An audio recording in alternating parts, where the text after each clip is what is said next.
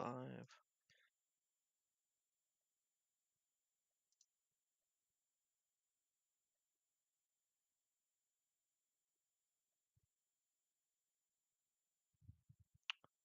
All right, I see us. So let's roll the open.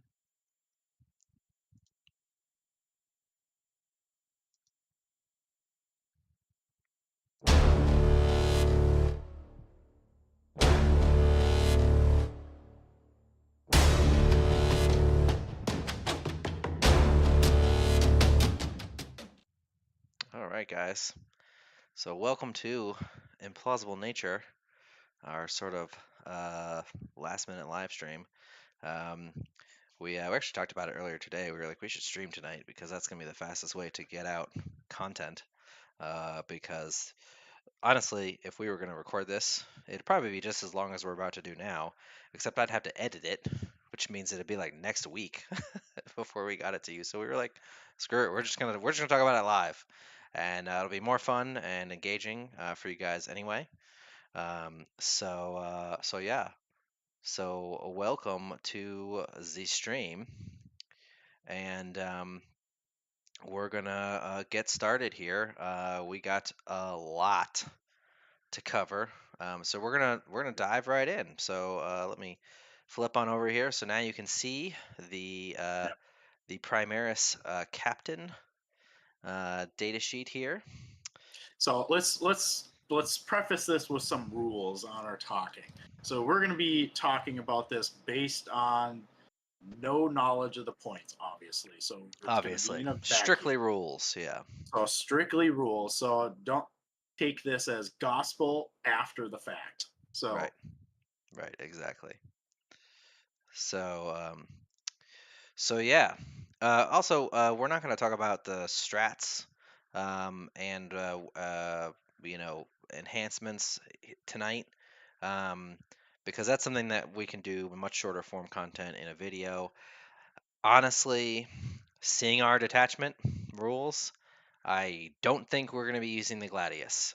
You know, it's there as an option for you, but honestly, vows look awesome and they're all good. And you know, I think we really couldn't have asked for anything better for vows.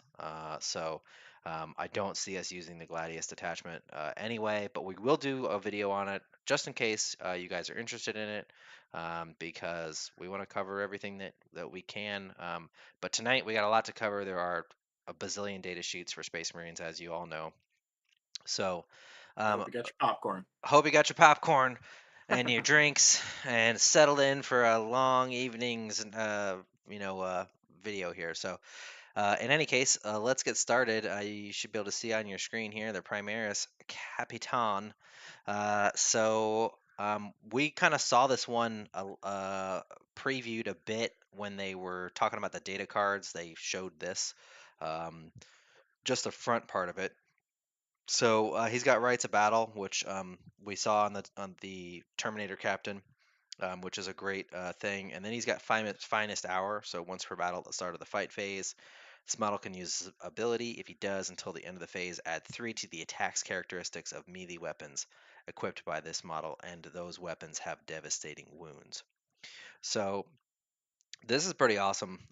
He can basically make himself extra killy for a turn, which is pretty neat. You know, he's, you know, no like crazy beat stick or anything. You know, his weapons and gear and stuff are what you'd expect from this. This does include his Indomitus gear as well, where you can take a you know, a relic shield on him, which gives him an extra wound, which is very nice. And other than that, he's pretty much standard Space Marine HQ guy.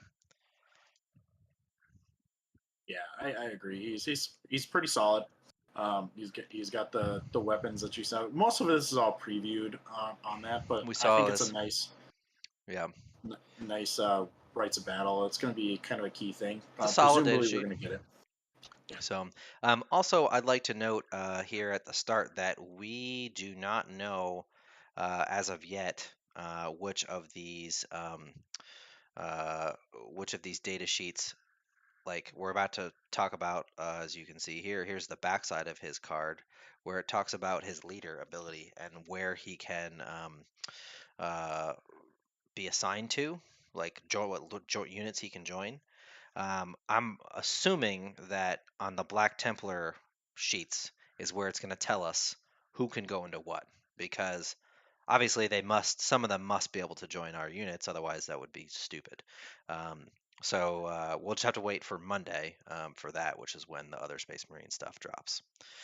So in any case, he can join Assault Ints, Bladeguard Vets, Hellblasters, Infernus, Intercessors, and Stern Guard. Um, so weirdly, well, not weirdly, but it makes sense because the quote unquote Indominus version is the only version that can join the Blade Guard vets. But weirdly, the Hellblaster squad, he's got to have the plasma pistol in order to join the Hellblaster squad. Yeah, it's kind of strange. I don't understand that, but whatever. Okay. He doesn't really provide any buffs to the unit other than the stratagem, the free stratagem. So, but yeah, overall, solid data sheet. Decently fighty. He's kind of just your all-around Space Marine HQ. Yep. So our next guy is the captain in Gravis armor. What do you think of him, Bob? So I think it's going to be very close to the previous captain. Obviously, if you kind of skip to that second page, they go as a leader with the Gravis units. So that's important to note right away, and that's going to Mhm. be consistent across the board. So I kind of get that out of the way. So Terminator goes with Terminator, Gravis goes with Gravis. Um, but he has the refuse to yield. So each time an attack is allocated to his model, have the damage characteristic of that attack. So he's basically like a tank. Um, Yep. Now, how relevant that's going to be is remains to be seen, because presumably you're going to want to get in the thick of things with the particular units, like whether it be the aggressors or the eradicators. But his weaponry is not great, um, but it's not terrible either. I mean, the bolt storm gauntlet, it's a pistol. It does decent. It has some AP on it, but then you have your run of the mill melee weapons here. So relic blade, power fist, running the AP2. But Yep. so I mean, it's got some decent move here, extra attacks, which is Yeah, kind of all nice. his offhand weapons or whatever are all extra attacks, which is nice. So he's got a bunch of extra. He's very similar to the original one. He does have a cool ability. Each time an attack is allocated to this model, have the damage of that characteristic of that attack. That's pretty nice. But honestly, characters that can lead squads are really only going to make use of that against precision, or once their squad is dead, because you cannot allocate wounds to a character that is leading a squad, uh, period, until the squad is dead. That's in the core rules. I like that because there's no shenanigans to be had with that. So yeah.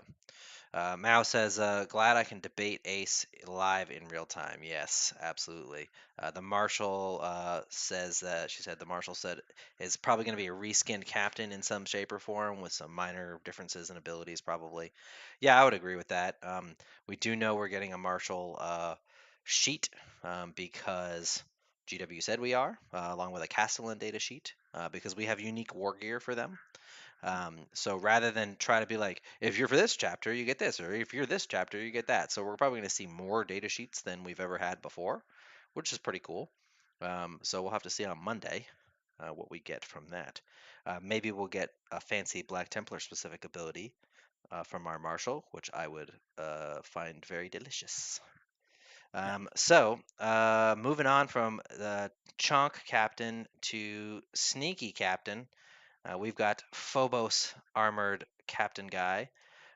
He, as leader, he has stealth and he has infiltrators, which works well with the fact that he can join infiltrators, which is pretty good. And I believe we'll have to take a look at eliminators when we get to them, but I believe they have stealth as well with their camo cloaks. In any case, he has rights of battle once again, but his other ability is Master of Deceit, which is I think it's the same as the Warlord trait in the current book. Isn't that right? That same name, Master of Deceit, where you can redeploy 3 units. Yep, Yeah, except this is expanded a little bit, so it's Phobos Scouts and Scout Sniper Squad. So yeah, you can also do it with Scouts. yeah. Which is nice. Now it's not a warlord trait, or in this case, they're now called enhancements. Um, it's just part of his sheet. His instigator bolt carbine looks like it took a nerf. I think it was damage 3 before, Yeah, so that's unfortunate. It does have precision though, which is pretty good. And of course, he's got a 4-up invul. And then you can see here what he can join: Ilims, Incursors, Infils, Reavers, Scouts, and Scout Snipers. So decent data sheet.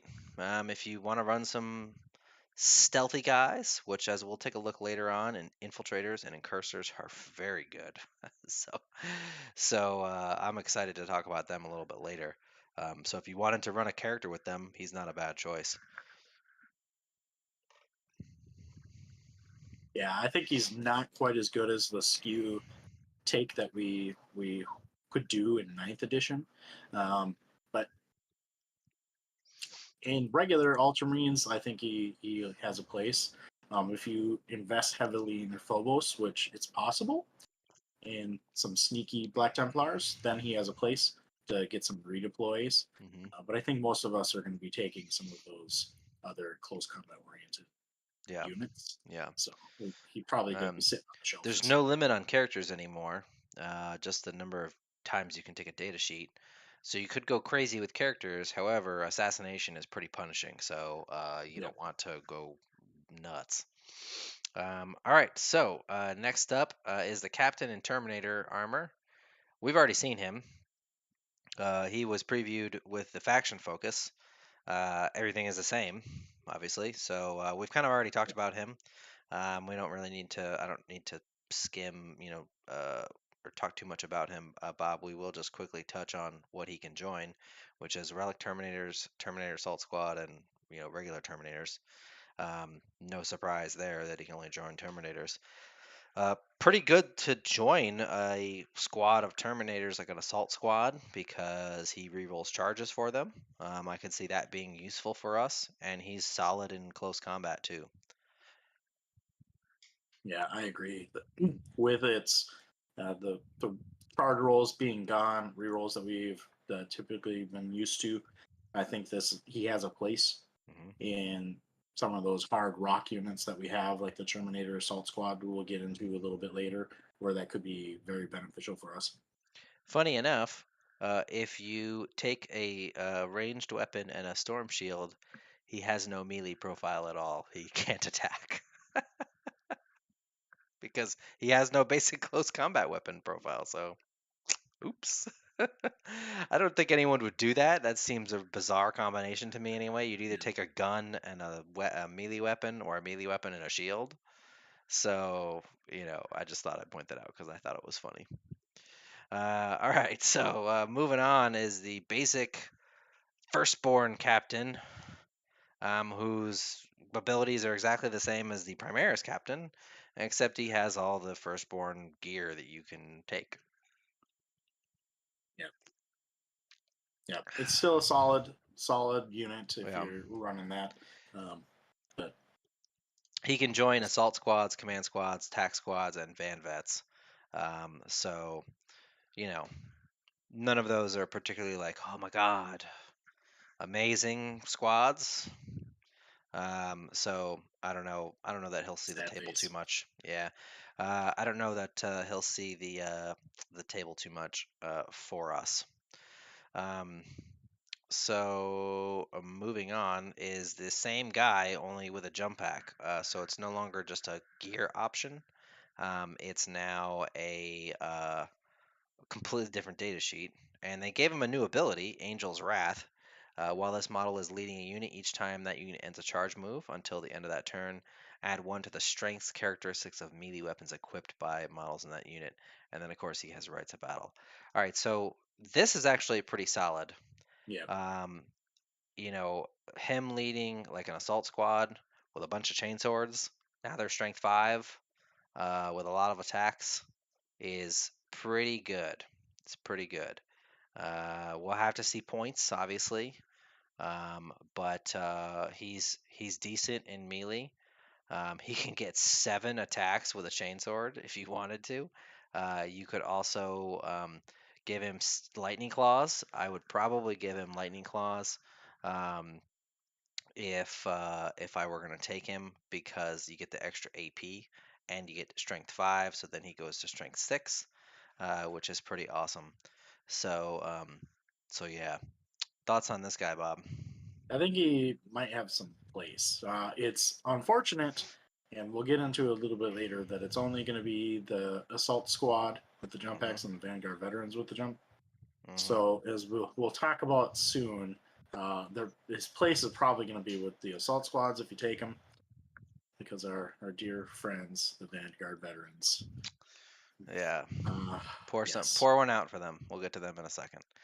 Yeah, it's most unfortunate what happened to them. So, uh, uh, Ultimentra says, I've noticed that reroll charges is a lot less common than it used to be. Yes, definitely. He said, so I think we're going to see a lot of whatever does have it because it's such a crucial buff. Um, so, um, so yeah, Lux says he's really concerned for how characters work now in 10th. I'm not. I think characters. I was pretty cold on it initially because I like the way they worked in ninth, but it removes a lot of shenanigans with Yeah. Lookout Sir, and honestly, it makes it so that like snipers matter, and characters can't just stay protected forever. Once their squad is dead, then now they can be shot freely. Even lone operative, while good, is not amazing or permanent protection. So it means that you're able to like target some of these big nasty characters and actually bring them down, and have a chance like for before they tear your army apart, like guys like Abaddon and stuff like that. So Yeah. um, so yeah, so I'm I not. also like the fact that you have their buffs basically for the most part. There's been some rare exceptions, but their buffs are going to be for the unit that they're with. Yeah. While we could before we could have the aura buff party have a whole bunch of units, Hmm. and you can Hmm. get some really bad table states doing that. It's fun when we have a bunch of things ourselves like that, but Yeah. your opponent doesn't really care for that if they can't kill anything because of all these auras and stuff. So I Yeah. think it's going to be a little bit more fair play. Yeah, absolutely. So moving on, Captain on a Bike. Bob, why don't you talk about this, and I will be right back. Okay, so again, we're going to have rights of battle. Um, so this one also has a swift assault. While this is leading a unit, range weapons equipped by the models in that unit have the assault ability. So they're designed for biker units. He can also go with the Outrider units. We'll get to the Outriders and why that's going to be important on that. But he has the standard weapons that we typically have seen with the Firstborn ability. So he's average in close combat, nothing to really write home about, but he buffs their shooting ability, which is kind of a little bit strange. Um, but if you're running a bike heavy list, he is viable for you. I presume that the White Scars are going to make the most of this, but there might be a skew Black Templar list that we can actually use with this, with the Outriders and the bike squads. But again, we'll talk about why in a little bit. But again, he really kind of buffs their shooting, which when you're going to be looking at the data sheet here, he has his storm, or I'm sorry, his bolter on his bike, the twin bolt gun, which is twin linked, but it's a standard bolter. So then we have our pistols. So I'll pause a moment while he comes in. Yeah, so Ultramenta. So this is how the characters always worked and how they were supposed to work. Shout out to the peeps who played since 5th. Yeah, this is definitely something that has been 4th and 5th edition. So I've been around a long time. So it's basically going back to the way it was. Victor says, Games Workshop have been regretting the ore castles for a while now. It's also critical to make Outriders any good. Yeah. So where are we? How's the bike what I'm captain just looking? saying, Bike Captain, I don't necessarily think is going to really fit us unless we take a skew list Yeah. with bikes. He kind of focuses on ranged weapons, which is Yeah. okay. Really only benefits, firstborn bikers, which And honestly, Outriders. an outrider. Well, but not really because their guns are terrible, is what I mean. So, you know, I think he's best in firstborn squads where they can take like plasma guns and attack bikes, and I mean, I guess technically outriders can take a ATV now, um, but yeah, I don't know. I just don't see him except in like skew lists. So, Our uh, favorite data sheet. so anyway, let's move on. Nothing too shocking on the back of his sheet. We probably already covered it, even though we weren't showing it. Yeah. Moving on, Primaris Lieutenant. We've kind of already seen this guy, at least his ability. So Yeah. lethal hits, which is pretty awesome for the uh, any squad he joins, just getting auto wounds. Now, obviously, we can get it um, as a free vow, which is nice. So, I think he's going to be redundant in a lot of our lists because if we want that ability on a unit, but you're gonna take the or for vow. facing, we're just going to take the vow because we'll know ahead of time whether or not we need that ability. So Yeah. it's either picking, sustained hits or we're taking lethal hits or what have you. Now he Now, does if you're give it going, to ranged weapons, which is that's nice. true.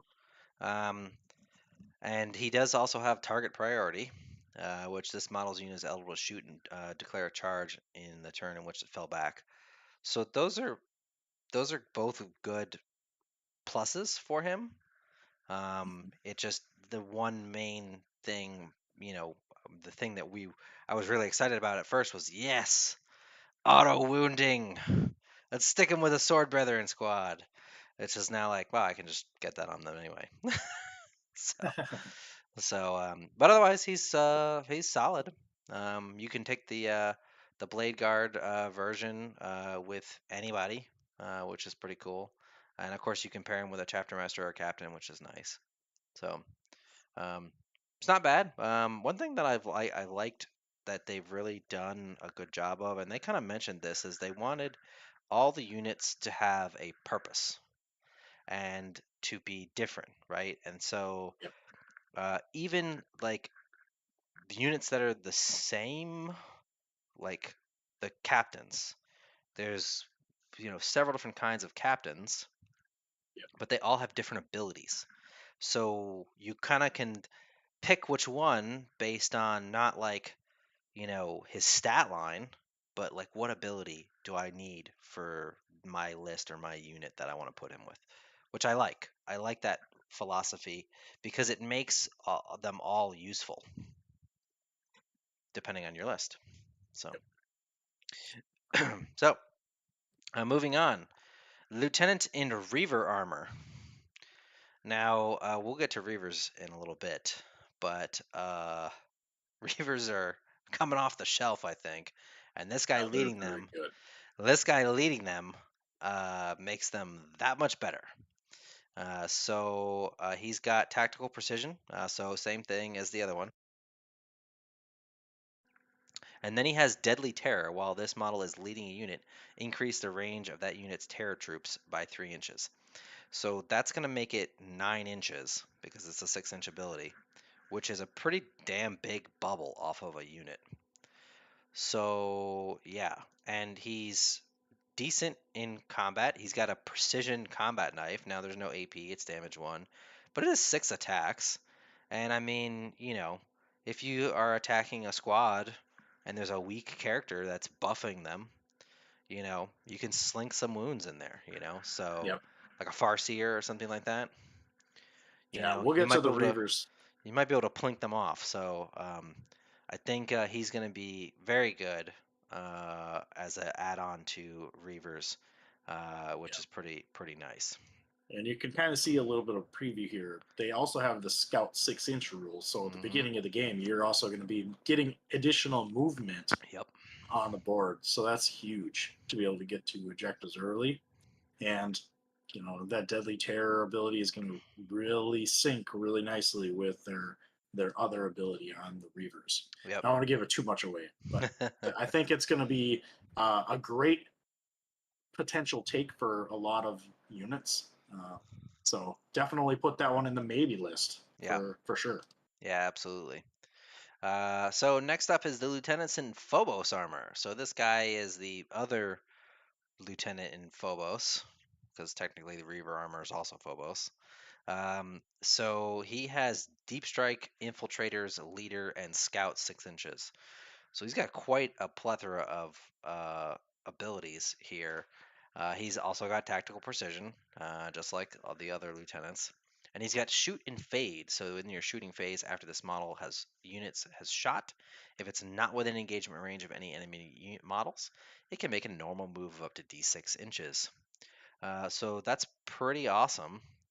Um, because we'll see here that he can pair with uh, Incursors, Reavers, and Infiltrators. So that's pretty nice because it allows you to kind of pop out, do something, run away. So it gives them some nice utility or extra movement. If you're trying to get to that objective, you don't have to run away. You can run towards them, Yep. which I think is pretty neat. So I think he actually has some play. Yeah, I think he's going to pair really well with the Infiltrators. Again, we keep saying is like we'll get to them soon, but I think the Infiltrators are going to be really good too, and he's going to be a nice take with them if you go with the Infiltrators. Yeah, The Shoot Fade, that's Elder-esque, so that's kind of fun to be able to do that. yeah. Um, so next up is the basic firstborn lieutenant. He's got a bunch of war gear options that you know uh, are okay. He's nothing to write home about stat wise or gear wise. He can take some nice things like twin lightning claws and power weapons and thunder hammers, power fists, etc., etc. What he has is, of course, tactical precision. And then he has target priority, which again is the same as the Primaris standard lieutenant. So we're seeing a Yep. pattern here that the firstborn equivalent of the Primaris version basically just has the firstborn gearbox, and everything else is the same. So he can join Assault Squad, Command Squad, Tac Squad, Van Vets. So, you know, uh, it's interesting. That's nothing that I'm like thinking I'm gonna field. So We'll never take him. no, and this model is also literally a Techmarine with a red stripe on his helmet. Like, come on, GW, could we have at least like used a more bling model? Like, come on. So so yeah, because Skipping the next no ones. actual model exists. So yes, skipping the next one because it's a filthy witch in Primaris armor, Filthy Witch in Phobos armor, Filthy Witch in Terminator armor. Skip, skip, skip, skip, skip. Filthy Firstborn Witch. Burn the And witch. here we go. Finally, the Chaplain. We have been waiting for weeks in the hopes that GW would preview something about one of our most favorite HQs, the Chaplain, and sadly, they never did. Yeah. So here he is. This is the Primaris Chaplain. His datasheet is quite sparse, you'll notice. Um, so he's got 5 attacks with his Crozius, which I think the stat line is the same on, which is fine. So Litany of Hate is no longer rerolls. Now, while this model is leading unit, each time a model in that unit makes a melee attack, add 1 to the wound roll. So basically, this is the old Exhortation of Rage litany. Why they didn't use that instead, I don't know. Obviously, they weren't going to get reroll to hits with all of the other ways that like units and stuff like that can get rerolls to hit, especially with Oath of Moment. It just would be completely redundant, right? Yeah. Um, so, so yeah, so that's pretty good. It's quite a strong buff, especially given things like Thunderhammers are no longer like anti-tank. So, wounding stuff that you were going to be wounding on 5s, now back to wounding it on 4s is pretty awesome. I think the toughest model we've seen in the game is a Monolith that's tough 14. So they're wounding Monoliths now on 4s, which is fantastic. So a really good buff. And then a Spiritual Leader, once per battle at the start of any phase, you can select one Adeptus Astartes unit that is battle shocked and within 12 inches of this model. That unit is no longer battle shocked. This is sneakily exceptional. Yeah. This can save you a game. At first read through, I was like, oh, that's kind of blah. But then I was thinking about it, I was like, there's going to be a ton of places where people are going to be skewing hard into Battle Shock, as I would suspect we are going to do. And this can save one of your units being able to score and not getting overtaken, what have you, falling back, whatever it may be. Critical turn where you need to hit and you're not taking your minuses. So Yep. I think that's going to be a really good take, So potentially. especially with like a blob of Crusaders, where you're gonna have a metric ton of low strength attacks and getting +1 to wound is a pretty big increase in damage output. And a blob of Crusaders is gonna end up taking Battle Shock because, especially a 20-man blob, you're gonna end up taking Battle Shock a lot. So at that critical point where you're like, crap, I failed it, here you go. So definitely 2 very good buffs. However, I can't help but feel disappointed that we have just literally no choice with litanies. And I get that like they did the same thing with psychic powers, but like Yeah. I don't know. Part of me had hoped it would be like do this or this. Like you'd have a choice. Like sword bros have a choice at the start of the fight phase. Choose one of these 2 things.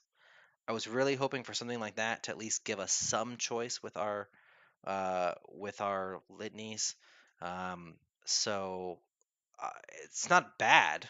The buffs are good, but it's just a little disappointing based on how litanies had worked previously. So Yeah. So yeah, I can get that, but at least this is a baked in ability now that we don't even have to roll for. yeah, So I'll take the automatic consistency yeah. over being able to choice. It's a good data sheet, and the buffs are great. Don't get me wrong. Like I said, it's a tinge of disappointment that I was hoping for something more like, what the big named characters have. Choose one of these things, right? And it goes off for that turn. So it is what it is. We'll get into the other chaplains here shortly. I did want to pop into the chat and answer some questions. ML asks, how do you feel about the characters being restricted to certain unit? As cool as some of the buffs are on some of the captains, you are not putting a Terminator cap with Assault Intercessors. No, obviously not. I think it's fine because it allows it allows them to balance it more, right? Some armies don't have that many characters. Some armies have a ton of characters, and Space Marines is one of them. And so restricting what units we can go with what and making it like armored makes sense, but also keeps you from like picking the best buff to go on the best unit, right? Instead of picking the best unit available for that buff. So it's a balancing factor, and I'm okay with that.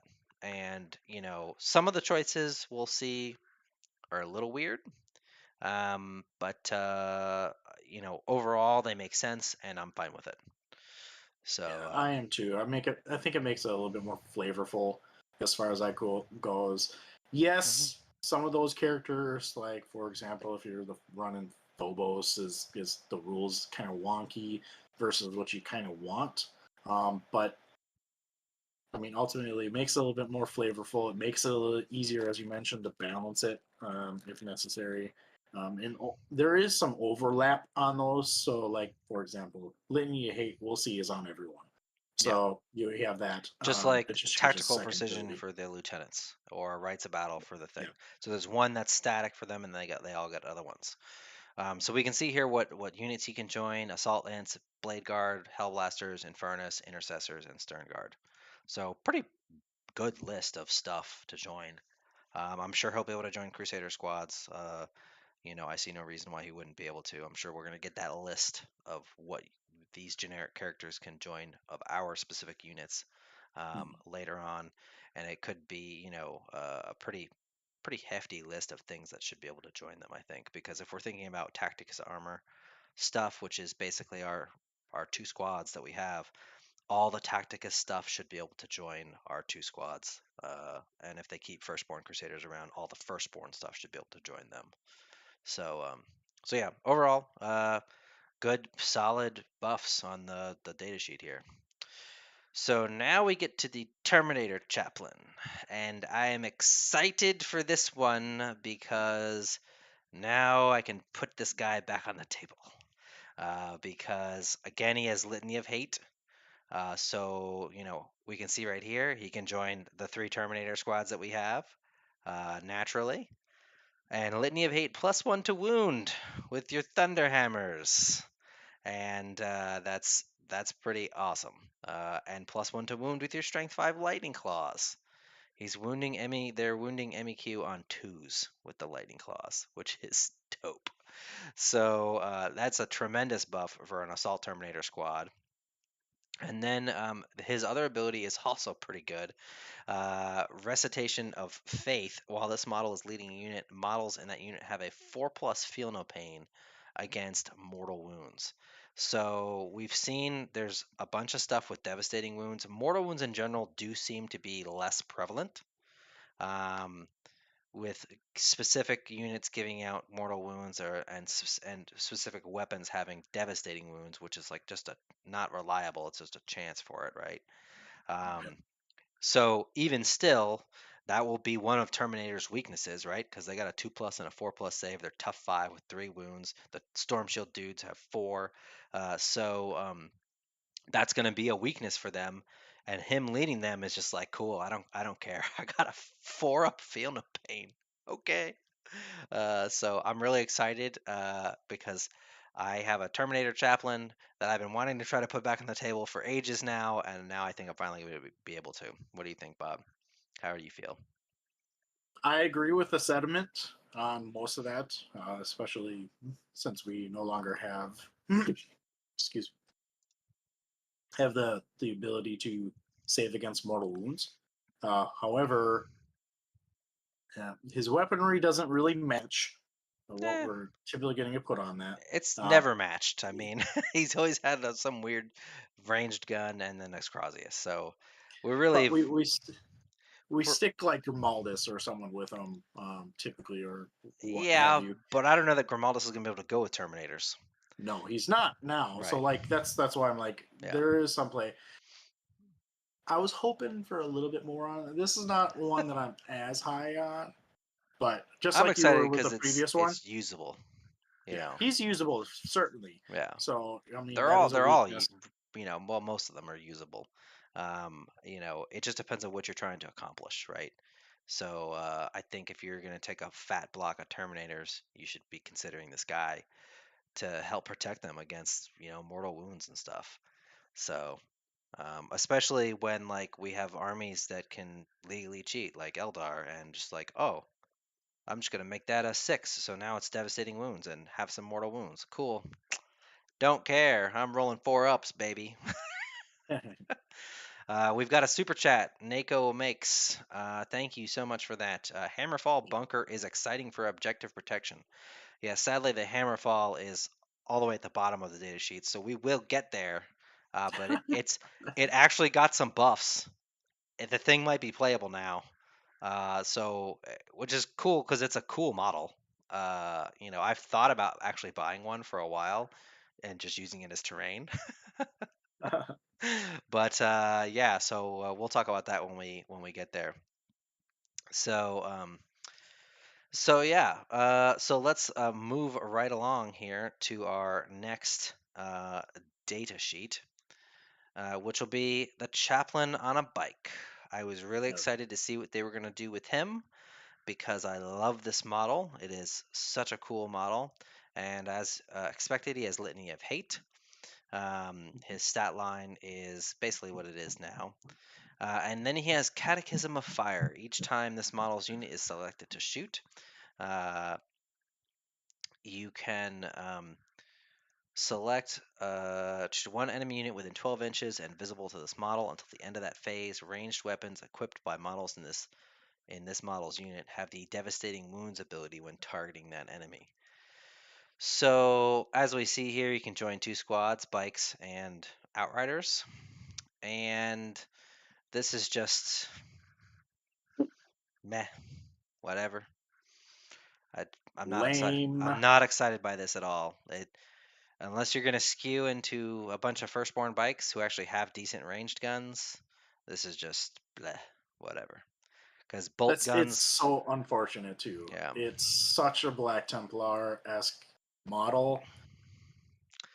I don't know why the biker dude is a ranged. I don't know why they went ranged with bikers, especially like outriders. They were supposed to be like the melee biker dudes, and yeah, we're But just gonna. the thing with them is you can take the ATV with them now, and you can take up to I believe it's 6 Yeah, Outriders yeah. plus the ATV. So you can put out a bunch of firepower with them. So there is some play in a biker heavy list, but it's still bolters. If You're I shooting yeah, bolters. if I want a bunch of bikes, it's because I want to charge into the enemy at full speed, not But because I you want to can do that shoot. now. It's not very good. So let's Yeah. move on from this disappointment and on to the next chaplain, who is the firstborn version of the Primaris guy, and he has all the options he had in ninth edition and the same abilities as the other one. So I mean, he's solid. The units that he can join are an assault squad, a command squad, attack squad, and a vanguard vet squad. I don't know why you'd ever take the foot chaplain because none of these units were probably going to be running on foot. So it's kind of pointless to me, honestly. But he's there if you want him, I guess, right? Any additional thoughts on that? Nah, I think it's basically you covered him. He's Yep. basically the same. With the Primaris and the Firstborn, we almost can probably skip it because it's so redundant. So now Chaplain with a jump pack. So this guy has Deep Strike, obviously, Litany of Hate, obviously, and he's got Exhortation of Rage. So now everyone's going to be confused because Litany of Hate is Exhortation of Rage, and Exhortation of Rage is something different. So in any case, it's pretty decent. Each time this model's unit is selected to fight, not charged, selected to fight. You can select one enemy unit within engagement range of this model's unit and roll 1d6. On a 4 through 5, that enemy unit suffers d3 mortal wounds, and on a 6, they suffer 3 mortal wounds. Basically, So a free smite. basically a free smite. This is pretty dope. And unfortunately, these are the squads you can join, which is Assault Squad and Van Vets. And the only squad we're going to consider is Assault Squad, which we'll get to very shortly on why we're sad about Van Vets. If you haven't been paying attention to the chat in the Discord, or maybe you aren't on the Discord. In any case, we'll talk about why Van Vets are the most disappointing unit in this index, sadly. So, in any case, if we decide to run an Assault Squad, this is pretty good. So, Yeah, it's a cool ability. it's a cool I ability. definitely will say. Yep. So we have another super chat from Link to Edition. 30 Sword Brethren in draw pods. I solved 10th. And I say, don't let the secret out. Yep, definitely, exactly. You'll see why in just a few. I mean, there's going to be some trash things that we can do with Yeah. those guys. Lux says, I'm really looking forward to the Emperor's Champion. Yes, I am too. I'm thinking he's going to be pretty cool. So, um, let's move on to this Primaris Techmarine. Mhm. And the Techmarines are pretty badass. So he lost all his little extra little melee thingies. He had like some kind of weird mechanandrite something and some other thing. I forget what it was. So he's just now got his power axe, which is solid, 4 attacks, 3 up to hit, strength 6, AP 2, damage 2, and servo arm, which is a free extra attack, 1 attack, 3 to hit, strength 8, AP 2, damage 3, which is solid. He's got his grav bolt or forge bolter and his grav pistol. Those are both pretty good. Grav pistol, interestingly, has anti-vehicle 2 plus, which is okay. Yes, please. It's only AP 1, but I mean, you're wounding vehicles on 2s. So that's solid. So his abilities, Techmarine, while this model is within 3 inches of one or more friendly Adeptus Astartes vehicle units, this model has the lone operative ability. So we saw this. They talked about it. I think Iron Father Pharaohs or whatever has this.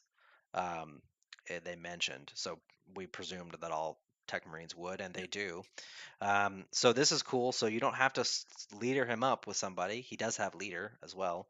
You could just stick him next to a vehicle and be like, "Hey, let's hang out, bro." Um, and when he hangs out with a vehicle or is just nearby a vehicle, he can use Blessing of the Omnissiah. In your command phase, you can select one friendly Adeptus Astartes vehicle model within 3 inches of this vehicle. That model regains up to D3 lost wounds, and until the start of your next command phase, each time that vehicle makes an attack, add 1 to the hit roll. So that's basically both his 9th edition abilities wrapped into one, which is pretty sweet. +1 to hit on a vehicle is awesome. So yeah, and then they added this, which is hilarious, and I love it. Vengeance of the Omnissiah, and if a friendly Adeptus Astartes vehicle is destroyed within 12 inches of this model, until the end of the battle, his power axe has an attack characteristic of 7. Yeah, this This is it's great. hilarious. It's not I like particularly actually, like amazing, but it's funny, and I like it because it's yeah, flavorful.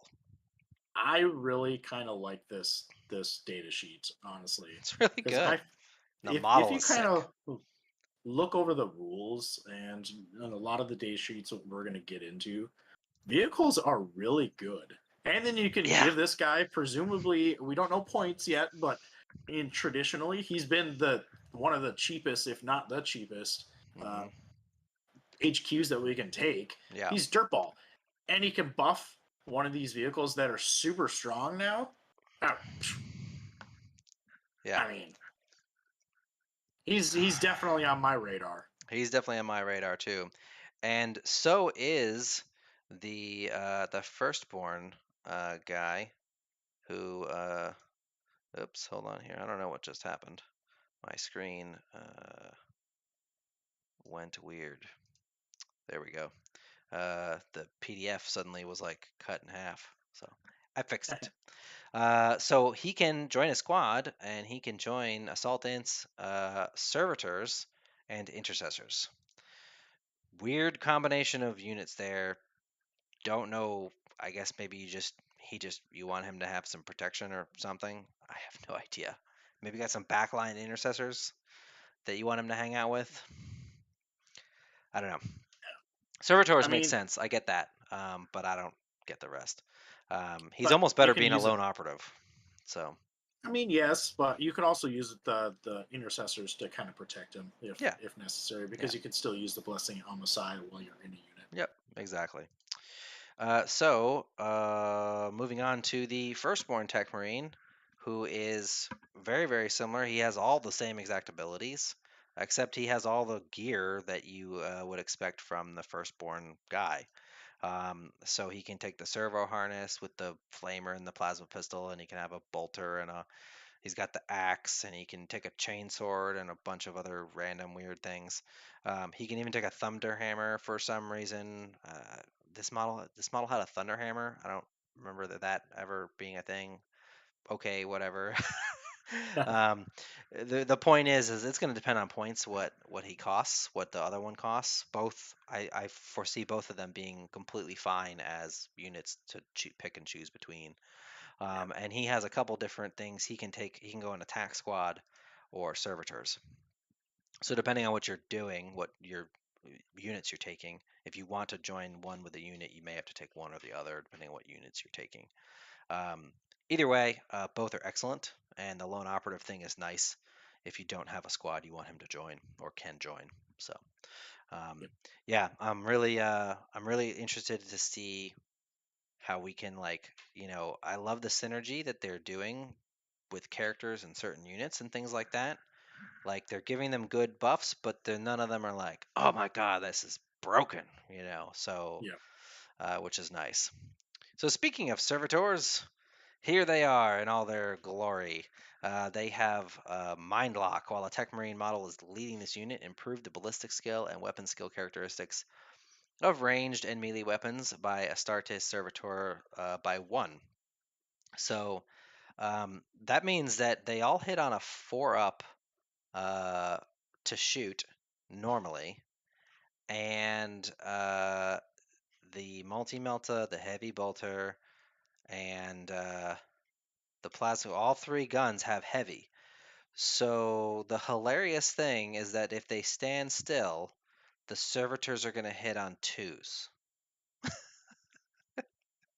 So it's nuts because your heavy improves the to hit Yep. roll, and the ability mind lock improves the actual stat line, which are 2 different things. So it's not stacking 2 modifiers. So they'll hit on 2s, which is hysterical to me. The downside, though, is they have an OC of 0, so they basically can't capture any objectives. So Yeah, you have to kind of weigh that yeah. with them. So I'm sure they're going to be pretty cheap. Um, it's basically some free shots with a blade of wounds for the Techmarine. I think they're worth considering. So uh, pick them up while you can, before they become the hot commodity. Servitors, best unit in the Codex, Good coming luck. 2023. Just kidding. Just kidding. Yeah. Greenblood says, I love the fact that I went to GW webpage to look at the Legends article, and I am instead in queue to order the box set on the west coast of North America. So, fortunately, I'm ordering from my local game store, so I don't have to worry about that. Do you have confirmed? That's the key. So, like, I'm it's not. been released that there, from a lot of the big reps, that there was a few nefarious online retailers that bought 400 to 500 boxes each, Mhm. and they ate up all of the allotments for all the other stores. So they reduced all the stores down to like 3 and 5, and so that's So, going to be kind of unfortunate. my LGS has confirmed shipping of 200 boxes. So, yeah. One of the few. One of the few. Well, he's one of the biggest retailers of GW in the Southeast. So yeah, he's they're pretty big time as far as their GW accounts go. So usually I can count on him to get a huge allotment or a bigger allotment than anybody else, which is pretty awesome.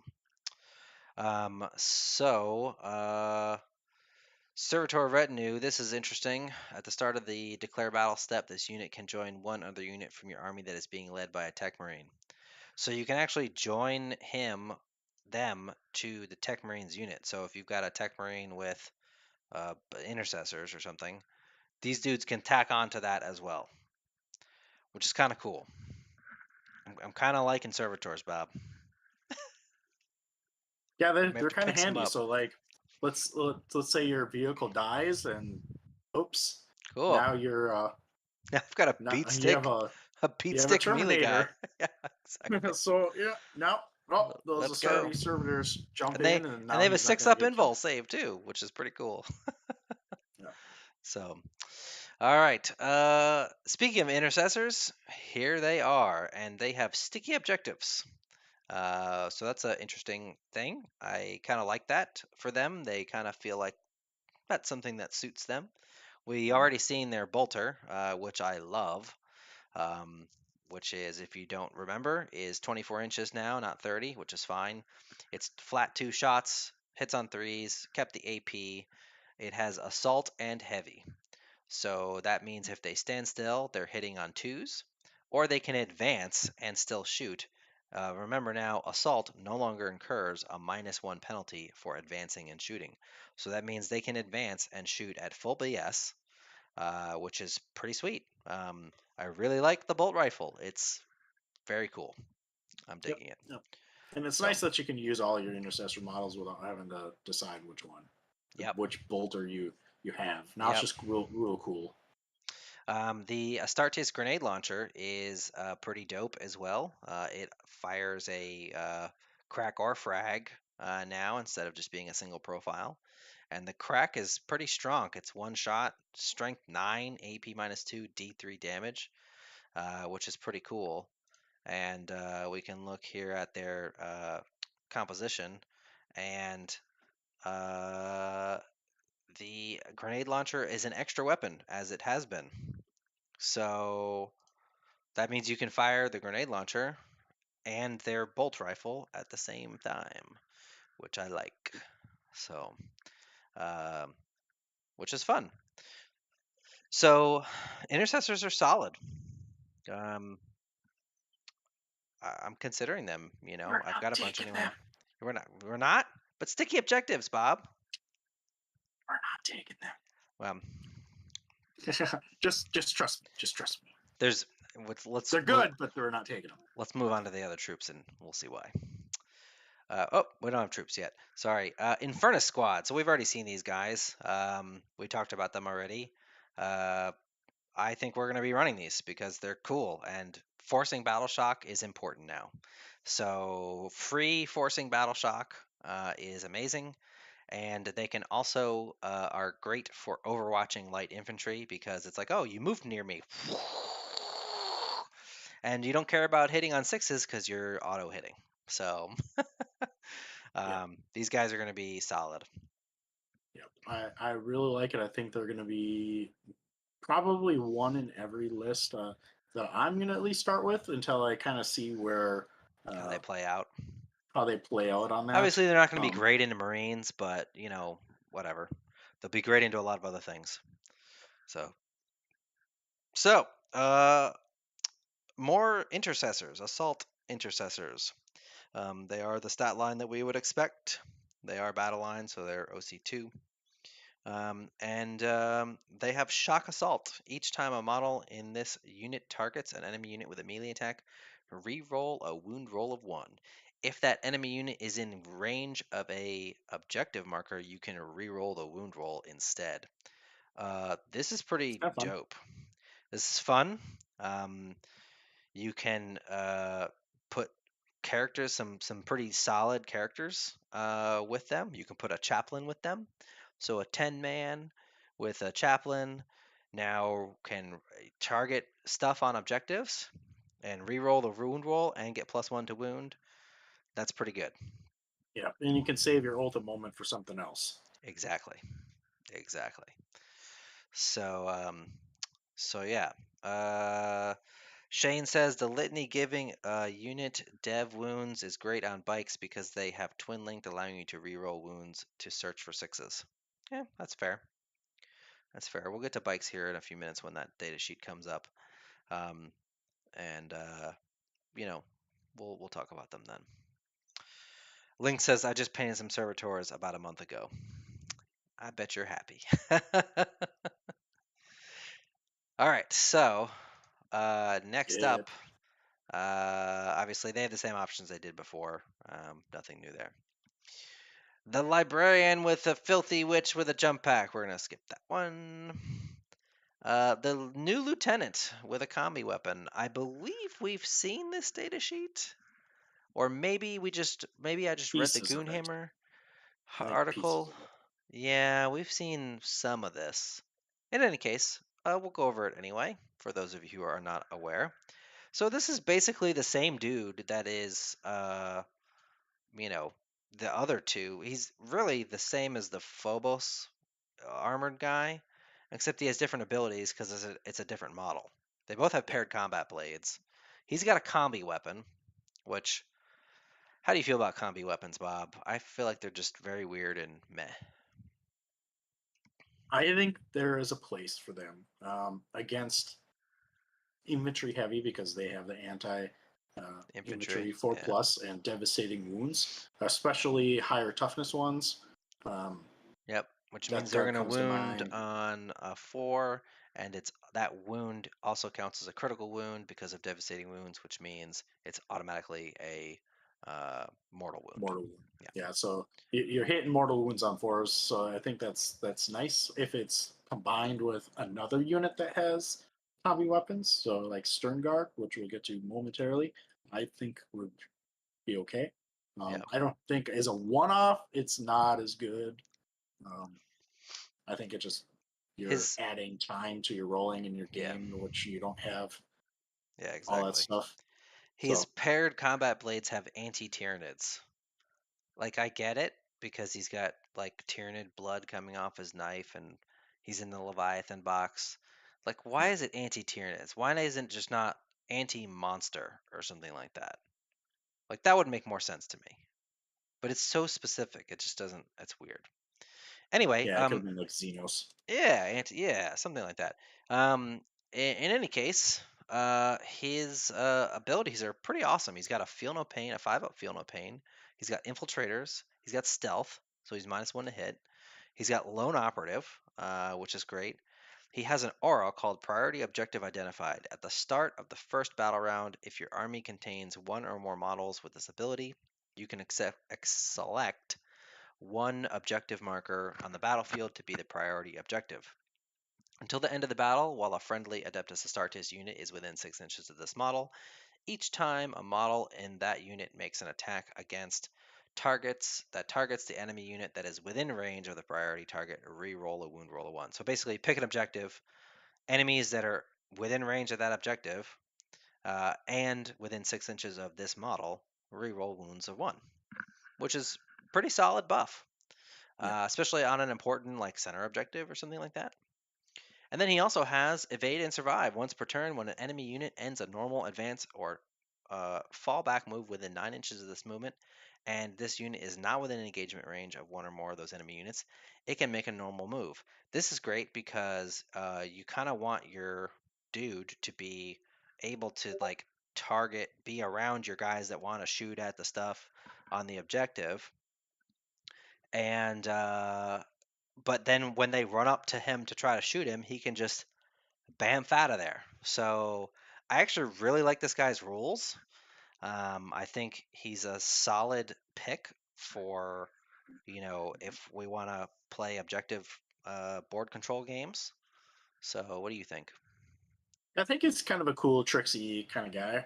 Um, but if we're comparing the lieutenants across the board on their tricksy, because those are so far of the HQs that we've seen, the lieutenants are a lot of the kind of like they do extra stuff in the game. But I like the Reiver better for what he does in Yeah. the board than this one in particular. I do like his abilities, but it's going to take some time to set up your battle, and Yeah. sometimes your opponent's going to mess with that, and then anything that my opponent can do to mess up my buffs or my game plan is something I don't typically want to take, and that's something that they can manipulate that pretty easily.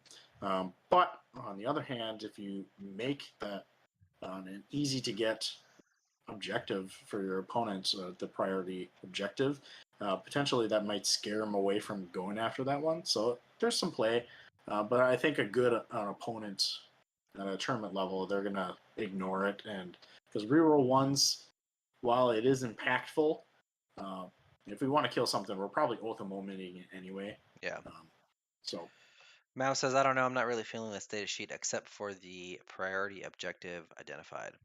Um, yeah, I can understand that. I do think he has all the things that you want, from a dude who's a lone operative that's supposed to be kind of forward.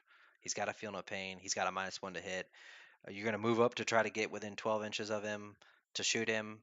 Well, then he don't care. He's going to run off to be outside of 12 inches. I would So be more enthused with him if he had a higher OC. yeah, he's only got 1, which is kind of meh. So let's move it right along. And we're gonna go to let's see, what does he say? Oh, he cannot be selected as your warlord either. So there's that. So Thickcessors, heavy Intercessor Squad. So now they're tough 6, which is kind of bonkers. I don't know why that's the case. I guess they just had to one-up Terminators. Whatever, it's fine. Terminators are still better in my opinion, as far as a tanky unit. However, these guys are pretty decent depending on points. Obviously, their heavy bolt rifle got the same treatment as the regular bolt rifle, so it's got assault and heavy and 2 shots, and kept the bolt profile otherwise. Unyielding in the face of foe, while this unit is within range of an objective marker that you control, each time an attack with a damage characteristic of 1 is allocated to this model, add 1 to any armor saving throws. So this is the strat that we were able to use on Gravis units previously. Now baked into this, except you have to be on an objective that you control. But that makes them potentially good as backline support. I'm not a fan of the models because it's just kind of not my thing, but they're solid as a backline objective holder unit. Yeah, and I think traditionally they've been pointed out of range of usability with us, Yeah, but they're going to be fairly durable. Strength 6, toughness, or the save of 3+, 3 tough wounds. 6. And That's the new Gravis Apothecary, who we've not gotten to yet, can go with them too.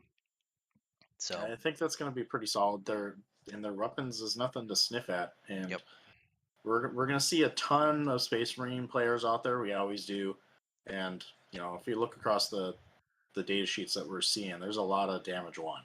So yeah, and even yeah.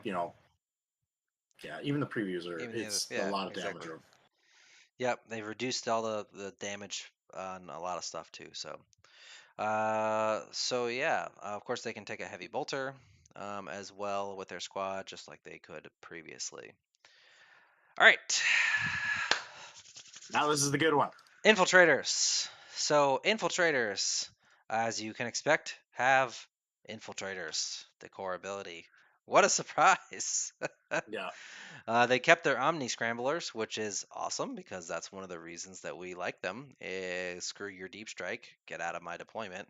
Um, yeah, and then their war gear abilities.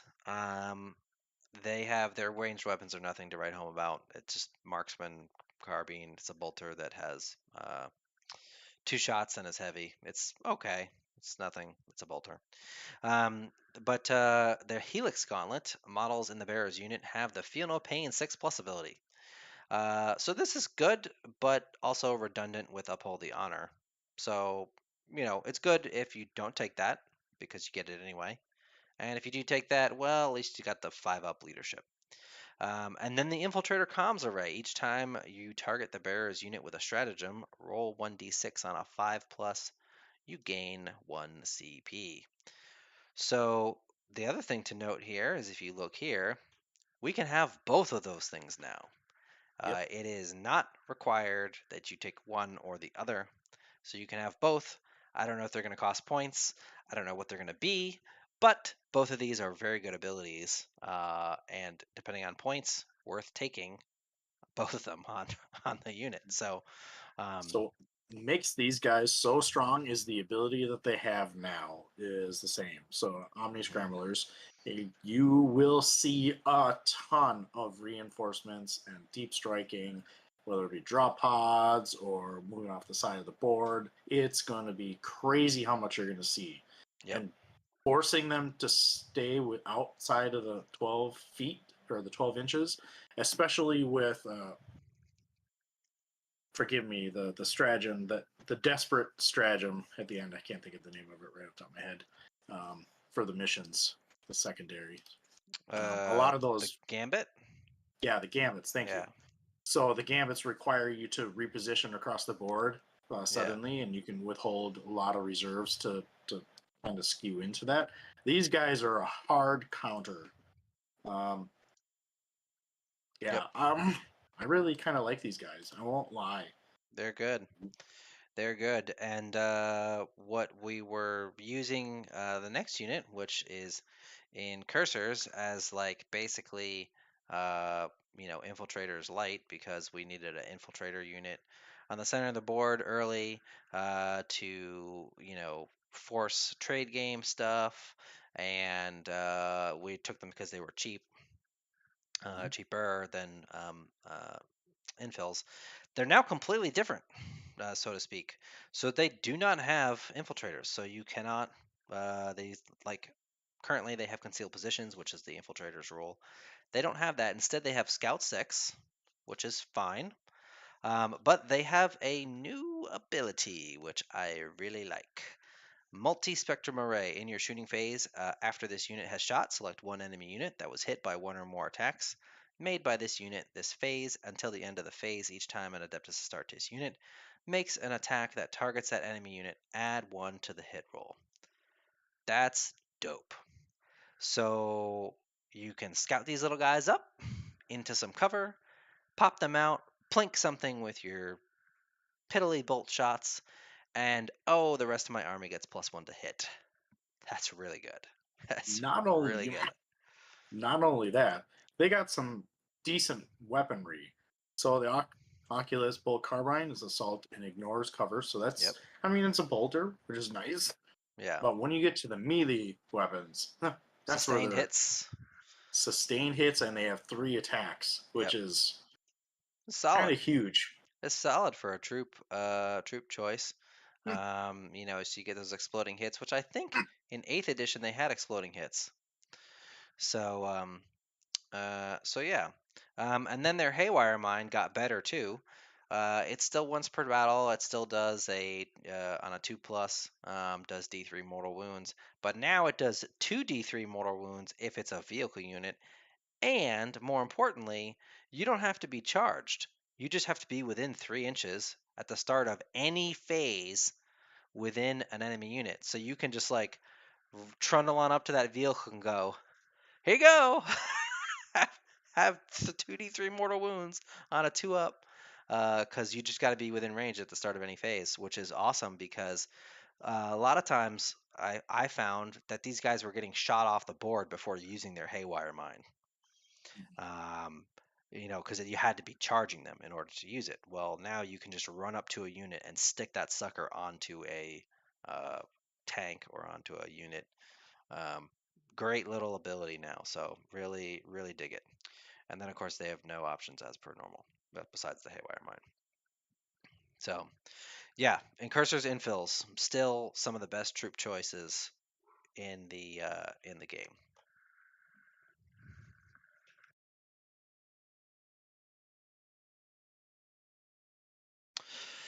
So, moving on, Bob. Yeah, so we got the tactical squad here. So Yep, forgive me, I'm getting over a cold, so if you I randomly mute and cough, so apologies. better than coughing in all of your faces. Yes. So, So tactical squad. So as you can imagine, we have a wide range of weaponry here.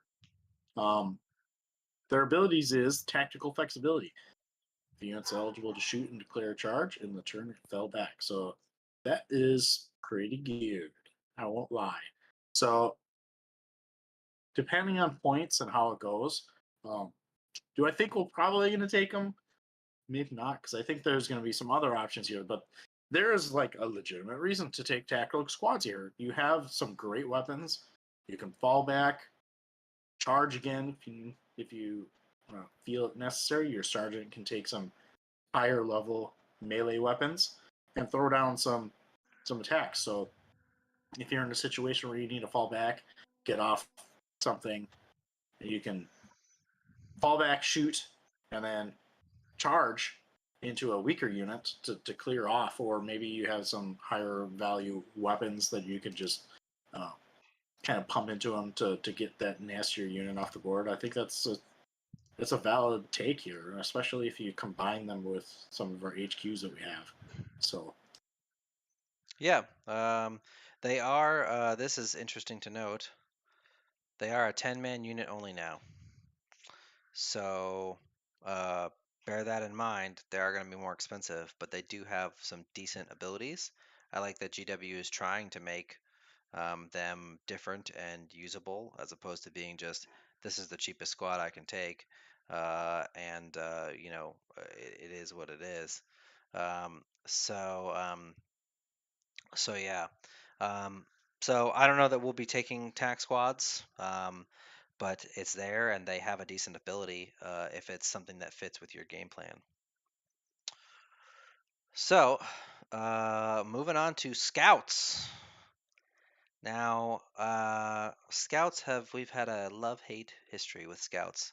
They were good, they were bad, they were awful. They were the worst unit in the codex, and then they got really cheap, and they were decent again. So it's just like ping pong, bing, bing, bing, bing. Well, they're back to being good. Not only good, they are great. They got a second wound, so that's pretty damn huge right there by itself. They have infiltrators and scouts 6 inches, which is great. And they have guerrilla tactics. At the end of your opponent's turn, if this unit is more than 6 inches away from all enemy units, you can remove this unit from the battlefield and place it into strategic reserves. So that's pretty awesome. They have all the same yep, options they did before, as far as the heavy bolter and all that stuff. Um, Hopefully they remain pretty cheap, um, because they've got a lot of great utility. I think they're back on the menu, Bob. after I get done dying. Right. Yeah, Take some more cough I kind medicine. of like them. The great utility piece. Get a unit of these on the board, dump them around. Get an early objective because infiltrators and scouts, which is kind of cool there. You get to pick one or the other depending Yep. on what you need. They have a wide variety of weaponry, honestly, so it's pretty good. Heavy bolter, I smell a missile launcher. Primaris scout unit coming. And not when I That's say that, I mean models. Like I think we're gonna get neophyte like models for these dudes, um, because they got a second wound. So that tells me they're doing something maybe that we don't know about. Now, So Michael asks, is no BT scouts a lore thing only, or is also a rule? So in the past, they have been neophytes and they were tied to initiates and crusader squads, but they have later on had some short stories in the new codexes. They do send them on missions by themselves in the newer yeah, lore. yep. It's basically when they're like testing them to see how they perform together as a squad. Towards the end of their training, when they're about ready to become initiates, they need to sort of final test, not final, but they test them further to see how they perform without their um, uh, not masters, but their uh, initiate, yeah, masters, sure. Um, so um, so yeah, there's actually one short story where they had sniper scouts. Yes, I know, blasphemy. Um, but one of them was beating the enemy to death with the butt of his rifle. It was hilarious. So go find that short story because it's great. so um, so yeah. So let's take a look at the next unit, the Scout Sniper Squad. Funny enough. And these things are pretty scary. 36-inch, one shot, hits on threes, strength 4, AP 2, damage 2, heavy precision. So they can hit on twos. And they have concealed positions, which is now basically lone operative. They can only be shot if they're within 12 inches, and they have stealth on top of that. So these dudes are actually pretty solid, surprisingly. So yeah. Yeah, if you look at their scout sniper rifles, they got the heavy, so they can be hitting on twos. Mm-hmm. Precision, obviously, we know what that does. They can hit some key characters. Damage twos, not bad. I mean, for what we get, strength is a little bit. Like unfortunately, you can't get that 4+ But there's a lot of always. armies. There's a lot of armies that are tough 3. Eldar, Guard, or all the versions of Eldar. There's definitely plenty of tough 3 units out there, and those HQs are typically squishy, so you could pretty easily plink them off. And it's AP2, and it's 4 up, or 4 up against Space Marine stuff. I mean, depending on what they cost, this could be a solid unit. I still don't like snipers though. Yeah, Heresy. I feel like they might have a place Yeah, we'll just have to in see how some they shake things, out points wise. especially with the indirect fire that some armies have access to. So Hmm. being able to prevent that uh, getting shot is going to be Yeah. key. Yep. Absolutely. And then they can take a missile launcher, which I think is the same as before. So next up, the Primaris Company Champion. So he's not Legends anymore, which is great because I've ordered this model because he's cool as hell. So he's got You didn't a have leader. one? Huh? I said, what? You didn't have one? I wasn't gonna Jeez. pay like $80 on eBay for the guy. Hell no. It's because it was an exclusive, right? So instead I Yeah. paid 35 plus like $8 shipping or whatever. And 180 days from now, sometime I'll have it, whenever GW decides to make it. So, um, in any case, he has Honor or Death. While this model is leading a unit, add 1 to advance and charge rolls made for that unit, and you can target that unit with Heroic Intervention Stratagem for 0 CP, even if you've already used that stratagem on a different unit this phase. That is dope. I hope the Emperor's Champion gets this ability because that is awesome. +1 to advance and charge, and they can heroically intervene, which is a 2 CP strat, by the way, Yep. for free. More than what, like, you can use the strat and then use the strat again, and this is not a once per battle. This is just every turn you can heroically intervene for free with his unit. That's really good. I love it. Yep. I love it. And then he has martial superiority, where he gets reroll hit and wounds against characters. And his weapon has precision, so he can pick out dudes in a melee fight. Um, and it's 5 attacks, hitting on 2, strength 5, AP 2, damage 2. It's a mastercrafted power sword, so Yep. he's good. I like him. If depending on how the Emperor's Champion shakes out, hopefully he's better than this guy because he should be better than this guy. But if he's not, this guy is, or maybe points are a thing. He'll obviously be cheaper than the EC. Uh, you know, he's absolutely worth considering. So yeah. The downside is he's a leader for following units: Assault, Intercessor, Bladeguard, Veteran, Infernus, Intercessor, and Stern Guard. So 2 of those units are really going to be the only ones that are going to be really kind of applicable for that. I would put The him with Assault Bladeguard. Intercessor, Yeah. and then the Bladeguard. So But we also don't know what units of BT he can lead to. He might be able to lead yeah, Sword Bros, which would be freaking hilarious. I don't know that he'll be able to, but it would be hilarious if he could. Maybe the Emperor's Champion will be as good or better than him, and the Emperor's Champion can probably lead Sword Bros, which is spicy too. So, better. yeah. So, moving on, the Primaris Apothecary. He can still res models. Now it's just part of his thing. You can, in your command phase, you can return 1 destroyed model, excluding characters, to that unit. That's pretty dope. And Then this is hilarious. Gene Seed Recovery. When this model's bodyguard unit is destroyed, roll a d6 on a 2 up, you gain a CP. I just think that's funny. Yes. So, um, the units that he can join are Assault Ints, Desolators, Hellblasters, Infernus, Intercessor Squad, and Stern Guard Veteran Squad. So none of those sound particularly appealing. He can't go with Blade Guard, which someone asked about earlier in the chat. Why can't he go with Blade Guard? Probably because that'd be dumb. Because Blade Guard are pretty tanky, and just getting free reses. Now I get that Death Wing Command Squad has an apothecary that can res them. Yes, so there's that.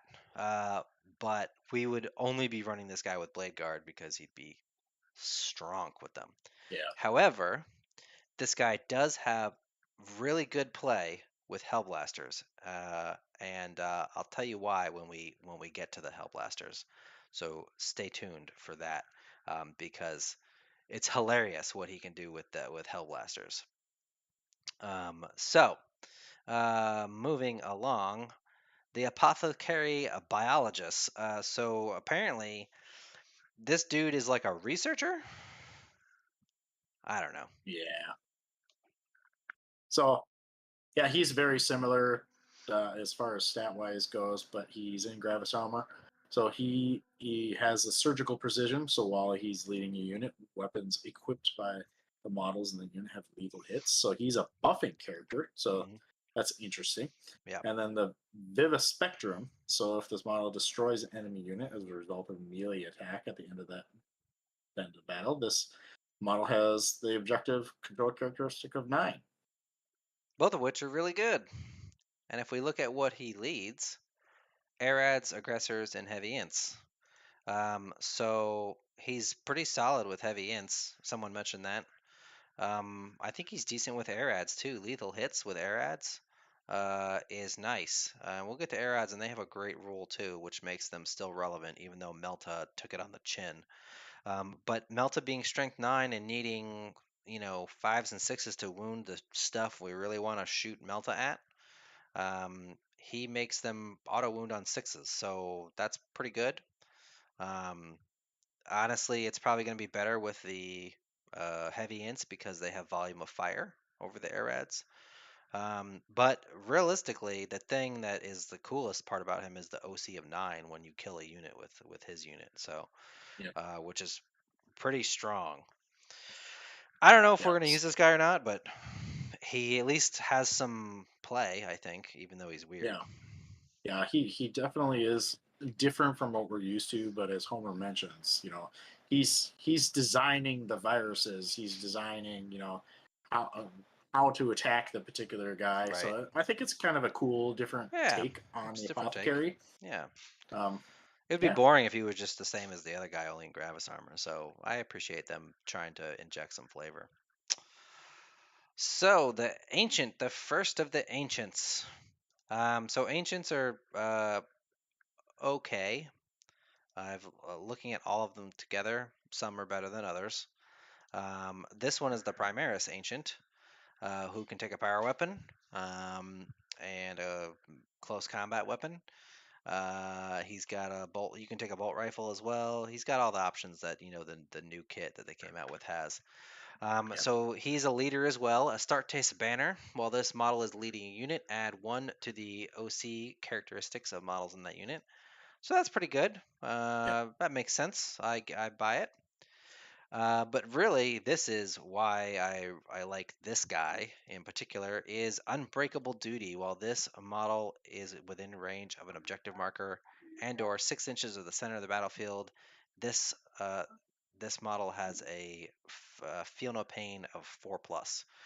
So I actually read that originally as his unit has a feel no pain of 4 plus, which Yeah. would be It's strong, but it's just him. So it's okay. Um, the OC is solid, but we have Crusaders where we can run 20 guys. So I don't know that this is really a unit that we're really going to be too looking in depth to. He can go with a bunch of different things: Assault Ints, Hellblasters, Infernus, Intercessor, Stern Guard, and Desolators. He can also pop in with a Captain, Chapter Master, or Lieutenant, just like the lieutenant can pop in with a captain or chapter master. So So yeah, so He's one of the weaker of the he's ancients, in my opinion. kind of meh. Yeah. Moving on, the Bladeguard Ancient. He can unsurprisingly only join Bladeguard, and he has the same Astartes banner. They all do. Deeds of Heroism. Once per battle, when this model is selected to fight, it can use this ability. If it does so until the end of the phase, add 1 to the attack's characteristics of melee weapons equipped by models in this model's unit. So, pretty decent little offensive buff. It's just once per game though, so kind of limited in what you're trying to do. I don't know. What do you think? I think it's kind of a spicy play for him if he's cost appropriate as far as that goes. These guys need to be cheap because they're not super Yeah, they great. need to be cheap, but it can give a little bit of a surprise there, and the ability to get Bladeguard and additional OC on a critical part of the board is going to be potentially nice. Yeah. But it's going to be really points dependent on these guys. Victor says, somehow, once again, they failed to give the Bladeguard Ancient a power sword. I know, right? Like, for real. Like, I get he's whacking people with his skeleton keys there, but, come on. Like, anyway, let's move on. The Ancient in Terminator armor. Now, this guy is kind of spicy. First of all, he can take any gear that a Terminator can take. So you could have him with a Thunder Hammer and a Storm Shield. I don't know how I he's don't know holding. how he holds the banner, But maybe it's a let's... backpack banner. Backpack banners are a thing. But don't model it like that because now you're going to be saying hello to anything that can see you. So I'm just kidding. If people really pull that crap, they should be shot in the head. In any case, he has a Astartes banner. He has Deep Strike. He's a Terminator. He has Keep the Banner High. This is dope. While this model is leading a unit, each time a model in that unit makes an attack, add 1 to the hit roll if that unit is below starting strength, and add 1 to the wound roll if it's below half strength. That's sick. So as you whittle down my very hard to kill Terminator Squad, they get scarier. Yeah. Which is great because it keeps their combat effectiveness up as they get whittled down, which I love. I like this guy actually a lot for a Terminator Squad. The downside is that while he can join any Terminator Squad, he can only also join with another character if it's a captain, chapter master, or lieutenant. So sadly, no chaplains alongside this guy, which kind of sucks. But the captain is quite good for Terminators as well with the reroll charges. So him and them, the two of them to combine, pretty cool. And then you got a 12-man unit with a ton of wounds to chew through. Could be pretty spicy, depending on points, of course. Yes. So now we get to the unit that I feel like a lot of people have been kind of waiting for. So the Bladeguard Veteran Squad here. Yep. So as you can see, your stat line is basically But how do they equivalent what it compare to was Sword before. Brethren, Bob? I'm getting there. I'm getting there. All right. So Bladeguard. So at the start of the fight phase, you can select one of the following abilities to apply to the models in the unit till the end of the phase. First one, Swords of the Imperium. Each time a model on this unit makes a melee attack, re-roll a hit roll of 1. So 3 re-rolls. So that's kind of nice. Shields of the Imperium. So each time an invulnerable saving throw is made for a model in this unit, re-roll a saving throw of 1. So potential kill potential not as good as Sword Brethren. But if you need to sit on the middle of the board against all odds of surviving, these are your guys. And still be scary in melee. Yes. I mean, because they're no slouches. They're no slouches. This is for certain. So yeah. So the inevitable Sword Brethren comparison, go. Because I know we're going to get asked, and I know people are going to be talking about it for a long time, and we're just going to go, just watch this part of this video right here. All right, so Bladeguard Veterans start with 2 damage. We know this, so it's going to be great. 4 attacks, same as Sword Bros. Yeah, so same amount of attacks, same strength, etc., except for the damage, right? So, Yep. because we know that the Sword Brethren have a Castellan, that's what's on their data sheet. They're going to be starting with 1 damage. Unfortunate, but yes, you can also add 1 to their damage with their ability there. Hmm. But you can take more Sword Brethren if you want to, so you can generate more attacks, and presumably you can attach characters to that. That is going to be a better thing there as far as that goes, because the Bladeguard veterans have a very limited slew of people that can attach to them. However, so you're going to see a bigger damage potential from the Sword Brethren, in my opinion, because of Hmm. that. You're going to be able to kill more. You can adapt to whatever you're attacking, whether it be +1 attack against because damage 2 only matters if you've got something with multiple wounds.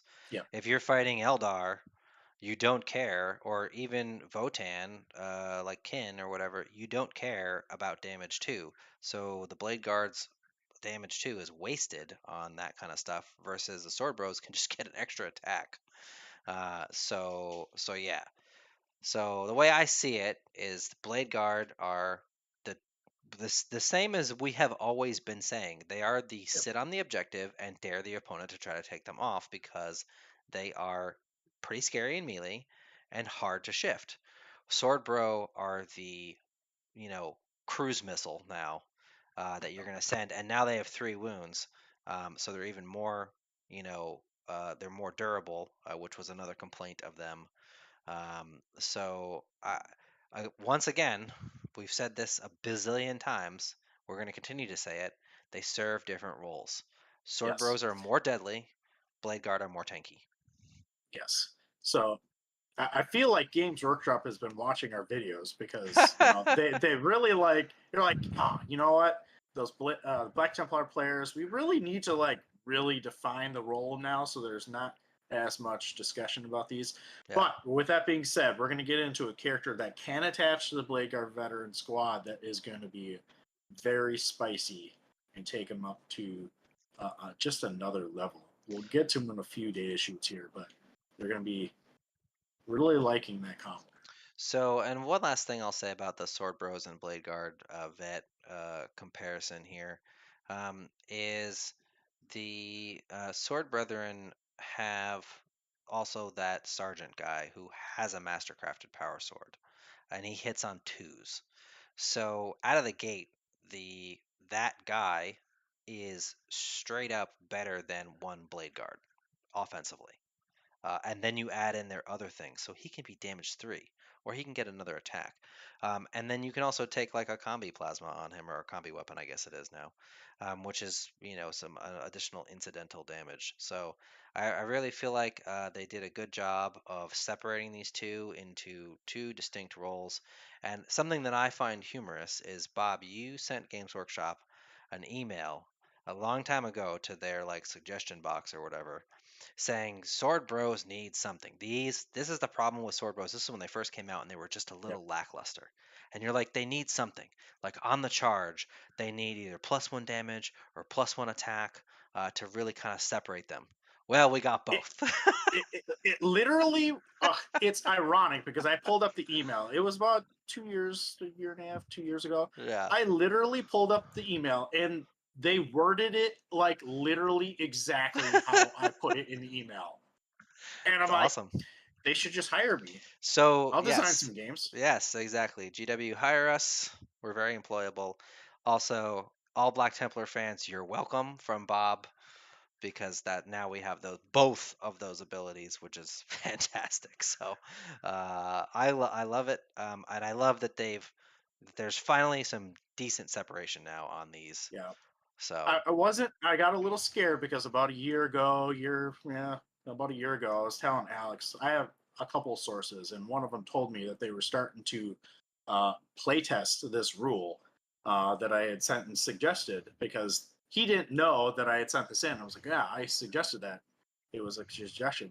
And then I didn't hear anything else about it. yeah. So I was like, oh, maybe they just discarded it, because I was thinking they were going to add it for a data slate in ninth edition.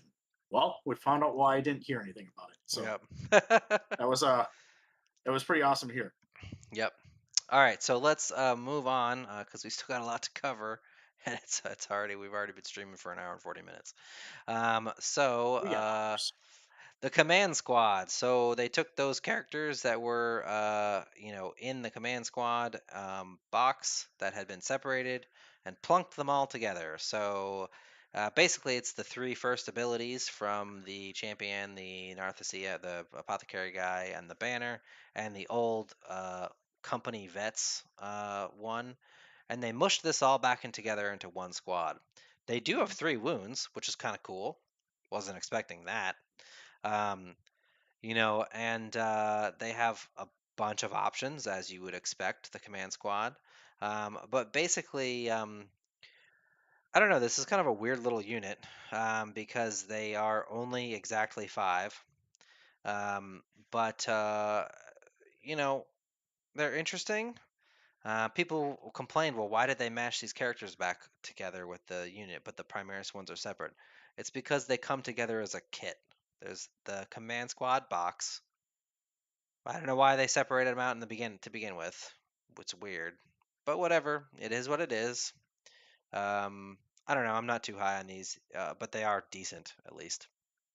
I feel like they can be strong, but the problem is, especially nowadays, because you're going to see tournaments that are probably say, hey, the game's quicker, and overall, we've seen that the games are quicker. When you have a unit that has so many rules and separate different abilities, it's going to take you time to go through each one, and it's going to slow your game down when you're going to have less time to play. So I can't say it's going to happen yet, but I would expect that you may see a half hour slashed off of games. So maybe instead Yeah, of your 3 hours that you're expected to finish, down to 2.5 or maybe even 2 hours in some tournaments. And a unit like this I is a dream problem. of a 2-hour game. I don't know what that's like, Bob. Anyways, yeah. So the unit like this just definitely makes it more challenging, but I don't know. I don't know that they're gonna see a ton of play, but they're a cool, fluffy unit, so they're there if you want All them. right. It So is time for your depression to kick in. here we go. Uh, GW, the where's my Vanguard Vet drink? Squad. Yeah, I know, right? I need another. I need another beer or something. GW took Vanguard Vets out back and shot them straight in the head. So this is now 2 data sheets. This is the first of 2. Here's the other one right here. Um, they they're basically the same except one is with jump packs and one is without, but they're otherwise identical. And the problem is that you'll notice their melee weapons is exactly 1. They have boiled down all of those options: axes, swords, claws, power fists, thunder hammers, Thunderhammers. all of that into an heirloom weapon, which is And it's 4 crap. attacks, AP strength 5, AP 1, damage 1. It's a Um, power weapon, basically, it's a that power weapon with 1 less they can't AP. buff. Explain Yeah. to me why an heirloom weapon is not as good as a power sword. Because it's That dented, because it's so because it's old. old. Chain swords are better than this. They really nuked this unit completely from orbit. I will not be running Vanguard vets. They are dead. Um, And it's they, unfortunate because the yeah. Vanguard Assault is actually pretty good. Now It this is just, the foot guys though, well, and the jump they pack both guys have have them, I something. believe. Have do they? Yeah, they both have it. Oh, they both have it. Yeah. The foot guys have scouts, which whatever. The other guys have deep strike and 12-inch move. So I mean, theoretically, uh, I guess it's okay, but their melee weapons suck. So sadly, they they're just dead. Uh, It's so so unfortunate because I have 30 of them, not counting the 10 that are sitting in that a are commission missing painter that and never got sent back MIA. to me. Yeah. But that's irrelevant here. So I have like a billion of these guys, and I've snapped off arms galore and re glued them back on and repainted, and it just I'm these glad have that been I a will not have staple. to snap off any more arms to redo them with something else because they're all just going to sit on my shelf doing nothing. So let's move on from uh, this disaster into something more pleasurable to talk about, like Sternguard. Now, we saw some of these dudes on. Well, they were on. What did I learn? Goonhammer had their information on there because they, talked about it. They didn't have the data sheet, but they talked about them. They're surprisingly decent. So they have Bolter Drill, which is once per battle in your shooting phase after this unit has shot one or more enemy units that were destroyed as a result of those attacks, you can shoot again. So if you finish off a little small unit of whatever, you can then shoot again at something else, which is pretty cool. And their stern guard bolt rifles are pretty decent. 24 inches, two shots, hitting on threes, strength 4, AP 1, damage 1. They are assault, devastating wounds, heavy, and rapid fire 1. So that means that you can advance them, shoot 2 shots. You can advance them, get within 12, shoot 3 shots. If you stand still, you can hit on 2s.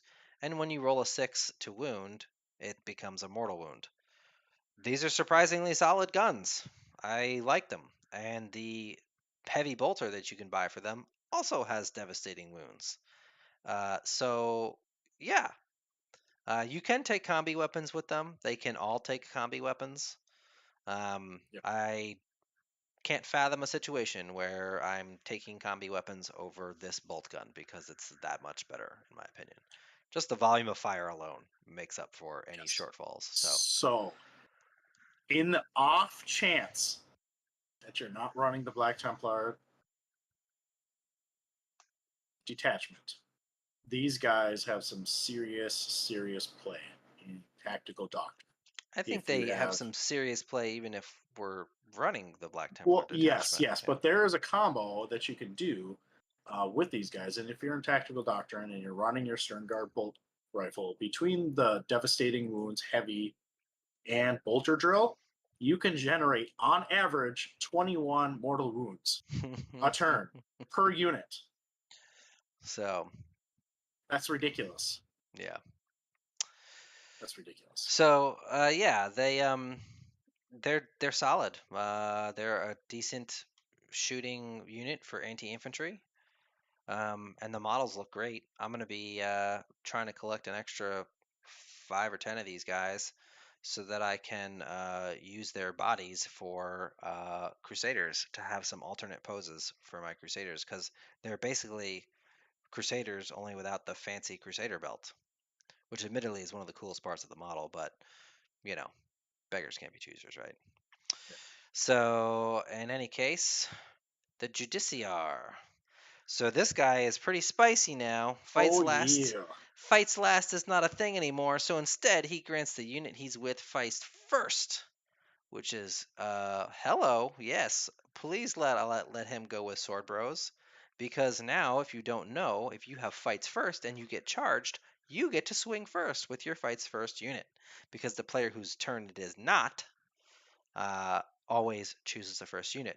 Normally, if they don't have fights first, the Chargers get fights first, so they get to swing anyway, just like it is now. But that change makes units with fights first relevant, because before you were still getting hammered by whatever was charging you. Now, you get to swing first, so he gives his unit fight first, which is pretty awesome. And Yep. then he also has Silent Fury. Each time he destroys a character model, he gets +1 attack to his Executioner Blade, which surprisingly stayed the same. He's got 5 attacks, hitting on 2, strength 7, AP 2, damage 2. It has devastating wounds and precision. So he really is an Executioner. Yep. And I like him a lot. He's got a flat. He's got his 4+ invul against melee. I thought it was just a flat 4+, but it's not. They kept against melee attacks, which is kind of stinky, but whatever. He's not going to be shot until his unit's dead anyway. So Yep. and the units he can run with are Assault, Intercessors, Bladeguard, Infernus Squad, Intercessors, and Stern Guard. I really hope that he can run with either Crusaders or Sword Bros too, because that would be really good. But if not, putting him with Blade Guard is dope. Yeah. This is the unit that I was talking about as an add-on to Spicy. make them very good. Camp them in the center of the board with your 5-man unit, 6-man unit, whatever. Um, not only do you have the additional protection against high AP weapons with those invulns and re-rolling those wounds. If something charges you, now you have the ability to say, nope, I'm gonna go first. And you have a unit that can smack something around. So I really love that. They combo very well with the Bladeguard veterans. And Yeah. you may not get the Silent Fury with that, depending on what charges you at that point. But That's just like if you bonus want to to, me. The it's just fights first bonus. is worth everything. If he didn't even have the other ability, I wouldn't care. Fights first is why you want him.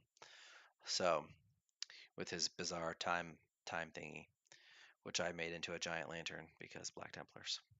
Um, anyways, so yeah, great unit. I love him. He's awesome. He's definitely going to be seeing time in my lists. So here we are with the Reavers. Yes, we So preview this, and I am so excited. Reavers are finally good, which is great because the models are sick. I've always liked their models. And now they're actually good. They have fearsome assault at the start of the fight phase. Each enemy unit engagement range of one or more of this units with this ability must take a battle shock test. That's awesome. Okay, just Yes, have a battle shock test. Oh, and by the way, terror troops, while an enemy is within 6 inches of this unit, each time that unit takes a battle shock, subtract 1 from that test. Now the Reiver Lieutenant makes that 9 inches, which is a huge fat thing. mhm. Bubble. Yes. So yeah, they still have their grapple launchers where they can ignore vertical distance, and they can get deep strike with the grav shoot. Their melee weapons are pretty awesome now. The combat knife has precision. So 4 attacks. It's just a strength 4 hitting on 3s, 1 damage, but it has precision. So they can pick out characters. And honestly, that's amazing because even though the profile is nothing to write home about, you can drown them in weight of attacks. Because even a 5-man unit is 20 attacks. So yeah, I like that I a lot. love this And unit. their bolt I love pistols have this. precision too. And so does their bolt Yeah, carbine, but we're not going to take those because we want the combat blade. yeah, I love this unit. They're I great. probably this is going to be probably in my top probably 10% of units I'm going to be examining for my list, possibly with that lieutenant. As we talked about this, the combo with him, you can be, you can field such a huge harassment unit. They Hmm. have scouts, so they can get in a position, but you can take the grav shoots and the grapple launchers to really get where you want to go in your opponent's list to really mess up their plans. Really mess up their plans. Greenblood And says not possible. I won't believe they are good finally. I know, right? Uh, so we've been waiting. We've been the long held promise has been fulfilled. Bladeguard or the Bladeguard Reavers are finally worth taking, and not only worth taking, but great unit. Um, so yeah, look for these guys in a future video. Hint, hint. I very much enjoy these guys. The Uh, next unit the that we next unit have is going to, is a big fat disappointment. yes, Aggressors. So they lost having 2 guns, so they have half the number of shots they did previously. They gained Twin Link instead, which reroll wounds rolls. That does not make up for losing all those shots, unfortunately. Which even with the Biologis guy with lethal hits, they just don't have the volume of fire to really make a good use of that. Um, they do have an okay ability, close quarter firepower. Each time a model in this unit makes a ranged attack against the closest eligible target, you get a +1 AP, which makes them AP 1. I mean, I'll take all the AP I can get, but I I just, was very disappointed in this yeah, because they were a staple of my trade list towards the end of ninth edition. yep, They dominated. You were able to put such a volume of fire down on the board that you didn't really yeah. have to worry about things. And then you charge in, and you just finish it off. Now they're really Maybe they're they'll kind still of be a still melee really cheap. unit. Yeah, maybe they'll still be really cheap. Twin Link Power Fist is nice. So maybe they'll be cheap and we can run the. I don't know. We'll have to see what their points are. If they're super cheap, then because what are they 30 right now? Yeah. Which is still pretty decent for this profile, I guess. It's just not nearly as good as it was, unfortunately. So, a long-awaited the Terminator Assault Squad. A lot of you were concerned that they were getting rid of them, but they are not. And here they are. And as predicted, they have Thunderhammers with devastating wounds, which were nerfed. They're only 2 damage now. But they can take twin-linked Lightning Claws with 5 attacks apiece, Strength 5, AP 2. So the Lightning Claws got a great big glow up. They're tough 5, just like the other ones, 2+, 4+. Storm Shields give these guys a wound characteristic of 4. So if nothing else, you're going to take at least a few Storm Shields to get some tank dudes with 4 wounds and a 2-up, 4-up. The other cool thing about them, they do have the Teleport Homer, same as the Reg Termies. They do not have Fury of the First, which is a little disappointing, but what they do have is Terminatus Assault. Each time this unit ends a charge move, each enemy unit in engagement range of this unit must take a Battle Shock test, so more forcing Battle Shock. Still really good. Still really good. So, yeah. I don't think there's a whole lot we need to say about them. It's a really good data sheet. Great. Yeah, they do a lot of the same things that the Reavers do, except they hit harder as far as that goes. Yep. But at the same time, like you put these on the board, you know that this is what you're going to be going straight at your opponent. And You're we gonna have put them great out. ways to buff them. Yeah. You can run them with lethal hits. So now those Thunderhammers that the strength is not great against vehicles, now you're auto wounding against vehicles. And if you get Oath of Moment on that vehicle that you're trying to kill, your damage output goes way through the roof. You know, you can hilariously, because Thunderhammers have devastating wounds, if you're playing against Grey Knights and you have a fat blob of Terminators, you can take Anti-Psyker and on a 4+ to wound, all those damage 2 things spill over into mortal wounds. So, yeah. Which is great. So, yeah, great data sheet. Love them. Really happy with them. All right. The regular Terminator Squad, I think we can skip over them. We've already talked about them previously in another video, and they are, they previewed their whole sheet for us. So we can skip over them. Relic Termies, we thought these guys were going Legends. So that was a lie. They're pretty much the same as they are now. They have the same abilities that the Shooty Termies have. The big difference between then and now, they can still take all chain fists. Their lightning claws became power weapons unless they take 2, in which case they're twin linked. So I think that is a Otherwise, hint yeah, for our Sword Brother. yeah. Well, the real question though is, with Sword Brethren, is it a mistake that they left the twin lightning claws off the data sheet? We won't know till Monday. Hopefully they did, because I don't know why you would do that. So, in any case, solid data sheet, just like the Shooty Termies. If you want a bunch of chain fists, this is the way to go about it too, because the sergeant can take a chain fist too instead of a power sword. And yeah, I'm glad they're not legends, because I just built 10 of them. So moving right along, Centurion Assault Squad. I'm so disappointed. These guys got nerfed so hard. This is another big disappointment sheet for me. I kind of expected their bolters and their flamers and the melt guns and stuff like that to go twin linked, which they did, which would have been fine, except they also nerfed the Centurion bolters. So instead of being rapid fire, being a hurricane, which was 6 shots, rapid fire 6, so 12 shots apiece. Inside 12, they're now rapid fire 3 with 3 shots. So they quartered Half the shots. the number of Yeah. shots, really, the base rate. So it's I guess technically it's half. 12 versus, yeah, I guess it is half. They literally have the number of shots, which sucks because they didn't do that for the Land Raider Crusader. And then the Siege Siege, drills are okay.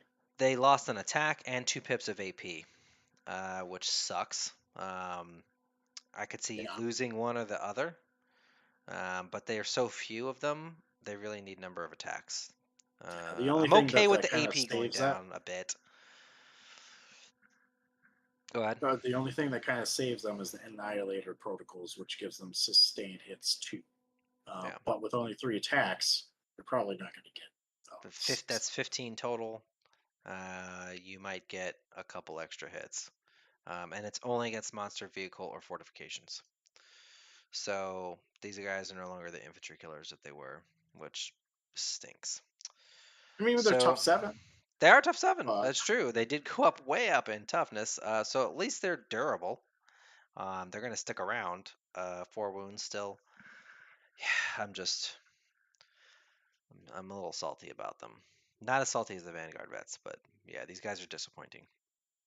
yeah, it's unfortunate that we're seeing a little bit of a nerf to the heavier used units that most of us have, which is Yeah. maybe a hint from Games Workshop. You're like, hey, we noticed that you all are buying this kit, so let's get another kit in your hands. So sent devs, they have reroll hits of 1, and then if you're targeting an enemy unit on an objective marker, you just get full rerolls to hit. They're actually pretty decent. I won't take them because I don't like the Devastator, Centurions, nor do I own any. But grav cannons are kind of stupid now. They have anti-vehicle 2+, 3 shots, still 24 inches. Well, actually, did they just went down because weren't they 30 inches before? The Grav Cannon, yeah. Yeah, so they lost 6 inches of range again. They're strength 6 now, AP -1, which is a big nerf to the AP, but flat 3 damage. And anti-vehicle 2+ is really good. They've got good volume of fire. We'll see that on the Devastator Squad sheet, where you can get some, a bunch of wounds through because you're wounding on 2s against vehicles all the time. So I really like grav cannons. I don't like Devastators, Centurions. That's my 2 cents. What do you think? Yeah, I think they're kind of it's a powerful data sheet on this one as opposed to the assault version. However, traditionally Games Workshop has overpointed them significantly. Yeah. So these things are almost 80 points, 70 points a piece, and it's not worth it No. to take 3 for their armor. There's better takes. Yep. Speaking of better takes, the Invictor Tactical Warsuit. They got quite a glow up. He's tough 8 now, 12 wounds, 3 up save. His Incendium Cannon is D6 plus 3 shots now instead of 2d6. I think that probably works out to about the same math-wise. Close enough, but more consistent. Because I can't tell you, I've rolled several times. Two hits. Waste. Anyway, so more consistent. With that, it's strength 6 AP 1, 1 damage, which I think is strength 5 right now. So that's a nice bump there. The Iron Hail twin autocannon is 3 shots, twin linked, strength 9, AP 1, damage 3, which is quite solid. And I like this ability. First of all, it has does not longer have concealed positions, which was weird for this unit anyway. But it does have scouts 8 inches, so that's good. I like that. Yeah. And it has combat support once per turn in your opponent's shooting phase. Basically, when a friendly Phobos infantry unit within 6 inches of this is selected as a target of an attack, you can use this ability, and this is once per turn, which is pretty awesome. After that enemy model has finished shooting or finished making its attacks, you can shoot as if it were your shooting phase, but you have to attack that target. So basically, it's like, hey, you're attacking my buddy. Just start shooting. So I really like him, and his melee profile is great. 5 attacks, strength 14, AP 2, damage 3. Hello. Yeah, he's nothing to sniff at. I mean, Mm-hmm. taking one, you're probably not going to take multiples, but taking one to combo with some of your Phobos is kind of spicy. Yep. He doesn't have concealed position as you mentioned, but the Scout's 8 inches basically functionally gives him We were not concealed trying to put positions. him too far up the board anyway because he's a big fat target. So Yes, but he can get to an objective with that, the Scouts and the movement on your first turn. So he's getting there anyway. So and that's he has the vehicle keyword, which means that he's eligible for tank shock, which means that with strength 14, he's going to be rolling 16 dice to fish for mortal wounds on a 5 up against most targets. So that's pretty spicy too. So so yeah. Speaking of vehicles, Dreadnought, what the hell is this doing here? They squatted this model. Uh, I so that was a fucking lie. I don't get it. I don't get what's going on with this one. So, it's the basic Dreadnought. He has all the options that he used to. He has Wisdom of the Ancients, which is pretty dope. Um, it's reroll hits of 1, and it's an aura, so it's one of the few auras that survived the cull of auras in 9th edition, which is pretty good. He's got a 2+ save and tough 9 and 8 wounds. Depending on his price, it's not bad. I'd If I were gonna take him, I'd probably take a twin las cannon, which is sadly only one shot. But it lets him sit in the back with a backfield objective sitter, getting reroll ones to hit. I don't know. It's okay. Yeah, he doesn't really enthuse me a little bit too much. The No. Dreadnoughts are Also, the Ven Dread sheet is not here. It's gone. So I don't know what's going on. Because GW legit said this model was going to be legend, and here it is in the index. And and the next nobody. one And the magically. next one, Contemptor Dreadnought, who is actually really good. So he's tough 9, 2+ save. All the Dreadnoughts have a 2+ save now, which is fantastic. He's got the Karis Pattern Assault Cannon, which has devastating wounds. It's strength 7, AP 1 -1. I like that. That's pretty solid. He's got a decent Dread combat weapon. It's only strength 12, AP 2 -3. Somebody in the Discord asked, why is the Invictor's higher than the other Dreadnought's melee weapon? And the answer is because he's pistol whipping you with his heavy bolter. So anyway, this guy has an ability called Even in Death I Serve. So the first time he's killed, you don't resolve his Deadly Demise ability, and instead, at the end of the phase, roll a d6, and on a 2 up, you set him back up on the board as close as possible to where he was with d6 wounds remaining.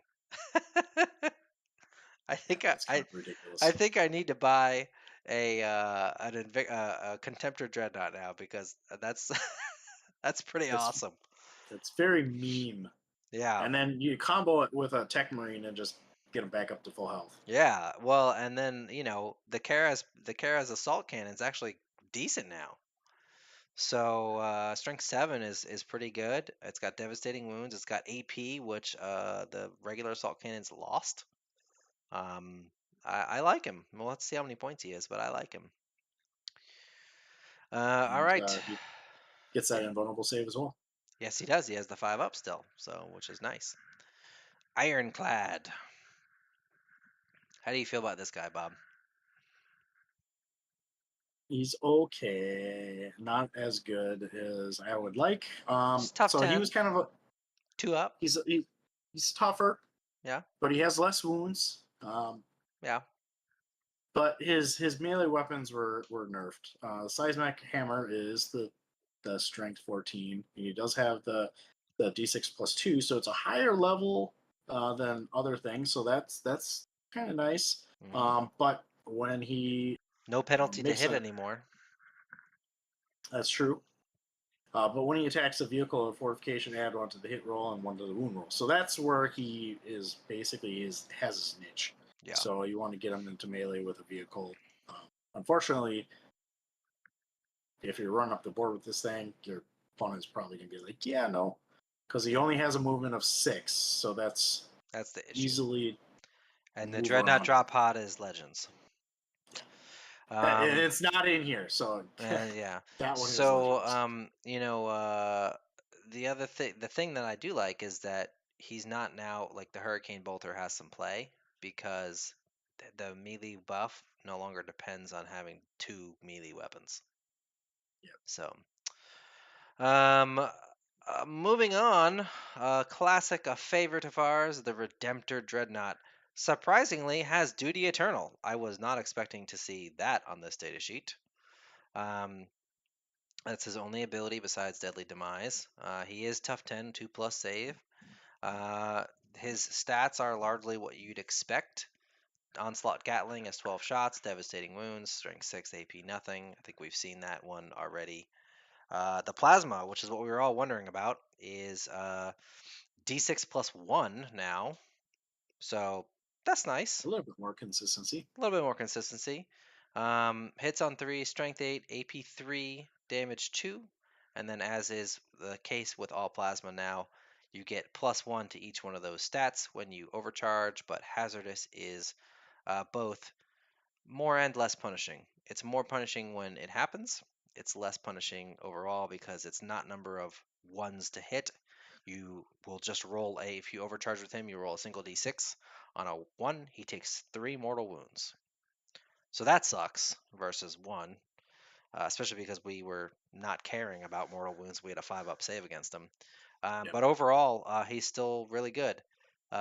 Key thing to note for later on, he does not have the Dreadnought keyword. He has Redemptor Dreadnought. He does not have Dreadnought. That'll be important later. We'll stay tuned. That sounds bizarre, but yeah. Other interesting thing to note that kind of keys on that Invictor meme is he only has a strength 12 fist. Yep. Versus the Invictor, which is 14. It's 14. just like ridiculous. Telling you, pistol whipping with that heavy bolter, man. It's mean. Don't mess with the pistol whip. Yeah, but it's still a very, very good model. Yeah. I think if it's pointed appropriately, you're going to see these still. They're doing a good job of making the Dreadnoughts different, which I like. So speaking of different, here's our boy Brutalis. Yeah, And I like him. I like him a lot. So he has Brutalis Charge now, which is each time this model ends a charge move, select one enemy unit in engagement range and roll a d6. On a 2 to 3, they suffer d3 mortal wounds. On a 4 to 5, they suffer 3 mortal wounds. And on a 6, they suffer d3 plus 3 mortal wounds. So that's pretty strong. And then you can also, because he's a vehicle, tank shock with him and throw 14 more dice to see if you can get some more mortal wounds. So on top of his already strong weaponry. Yes, which he can strike or sweep. His strike is the same as the Redemptor. The Brutalis Fists, I guess I don't know why you'd ever take them over the Talons, unless, I mean, the Bolters are not that good. Because both of them are now twin-linked, which is great, but it's the exact same profile. 6 attacks, strength 12, AP2, damage 3, or sweep, which is 10 attacks, strength 7, AP2, damage 1. I think the Talons are better. What do you think? Yeah, I think I would go with the Talons here for sure. Things to note, though, with the Brutalis Fist, it's twin-linked and has 6 attacks versus the Redemptor has 5 attacks, so in melee it's going to be better. A little bit better. But the range weapons are still there, so it's going to be kind of interesting to see whether or not the points for things like the twin multi-melter are going to be decent, or do you want to go with one of the other ones? So the Icarus Iron Tail is not terrible. Yeah, I mean, it comes stock on him. That's the little top thingy. Yep. I am not 100% sold that Melta is going to be the way to go with him. Because it's only 2 shots now. It is twin Yep. linked, which is nice. It's going to depend on points. I mean, if the Melta and the is free, then I can see there's a choice here. Do I want to be infantry or a little bit more tanky type shooty? I think that gives some choice. If the Meltas are 20 points per again, I'll probably go with the Bolters. So Yep. overall, I really like him. He's strong, so which Yeah, is good. I've It's what we want from a melee dread, right? yeah, and it's kind of a fun little combination with us. So if we take the vow to give us sustained hits, so your Brutalis is going to be throwing down 10 attacks. I mean, it Mm-hmm. combos pretty well. So Yep. there's something to be said. The all Dreadnought list. We have the pieces now. So Coming to a board near you. also to note, he has the Dreadnought keyword. That'll be important later. Why does he have the Dreadnought keyword and the Redemptor doesn't? That is a great question, Link, and I have not the slightest idea. Um, so yeah, we'll find out. I guess if GW FAQs that, it could be a mistake. The cool thing is that GW said that when they make changes to the data sheets, they're going to change the digital file for us, so we'll have an up-to-date file, which is awesome. So moving along, the Ballistus Dreadnought, who of note also does not have the Dreadnought keyword, which leads me to believe it's not a mistake. I think we can skip over him. We've already talked about him in a previous thing. Yep. His stuff is not any different. Assault Squad. So these are the foot-based ones, not the jump packy guys. They have a pretty cool thing, Chainsword Doctrine. You get to pick at the during the fight phase, sustained hits, lethal, or lance, all of which are good. They get a bunch of attacks with their chainswords. They can now take all the options that were previously only Blood Angels, Meltaguns and Plasma Guns, in addition to Flamers or Plasma Pistols. So quite a nifty little unit. They are on foot though, so I don't know if I'm gonna be taking these guys on foot. Yeah. Yeah, Probably I not. agree. Probably Yeah. not. Skip them. Next, Assault Squad with jump packs. Now, these I'm interested in. They have a different ability, unfortunately, because I really liked that other one. But this one's not bad. It's Hammer of Wrath. On a 4-up for each dude that you have a base you're in melee with, they suffer a mortal wound. So it's literally that strat. Yep. Solid ability. They have all the same gear as the other one. So this is the unit that I would consider running a chaplain with jump pack with. I don't know. Somebody's got to explain to me why assault squads, these are basic mooks, are better than the elite of the chapter. Because look at the chainsword. Astartes chainsword. 4 attacks, strength 4, AP 1, 1 damage. How is an heirloom weapon like only barely better than this? Uh, and It's because it's old. They didn't it's sharpen because them. it's old and it's not sharp anymore, apparently. So yeah, I would still consider running these guys depending on points. Jump Pack Chaplain pairs well with them, I think. +1 to wound with chainswords. It's great. I think the Jump Pack Chaplain, I forget what his other ability was. Do you remember offhand? I don't right off the top of my head. I think was it the Mortal Wounds one? Oh yeah, it was the Mortal Wounds. Yeah. Yeah, So you the get D3. lots of mortal wounds, which is the reason why you do that. So pretty cool. I like it. We'll see what their points are. Next is the next disappointment in the list, the Outrider Squad. So we finally can take 6. Yes! And they nerfed the number of attacks. They can only get 4 attacks on the charge instead of, what were they getting before? 6? They're getting Yep. 6. Yeah. So, and they still all just have chainswords. Which, I mean, granted, the models only have chainswords. However, they can take an ATV with them, who I didn't see as a single data sheet. Did you? It's in the next one. Okay. So, So yeah, you can take an ATV with them. You can take them, up to 6-man now.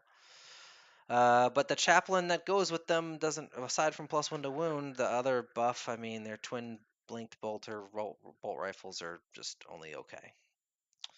So, So I'm not too high on these guys, unfortunately, because I love the models. devil's advocate here. So, Ooh, like, Bob oh, I likes it. agree. I agree mostly. So, like, if you skew into these things, or at least one unit, I think with the because I feel like there's not going to be as much runes on the board. That was a big thing for them. You can take up to, let's see here, yeah, 6 of them plus Mhm. the invader.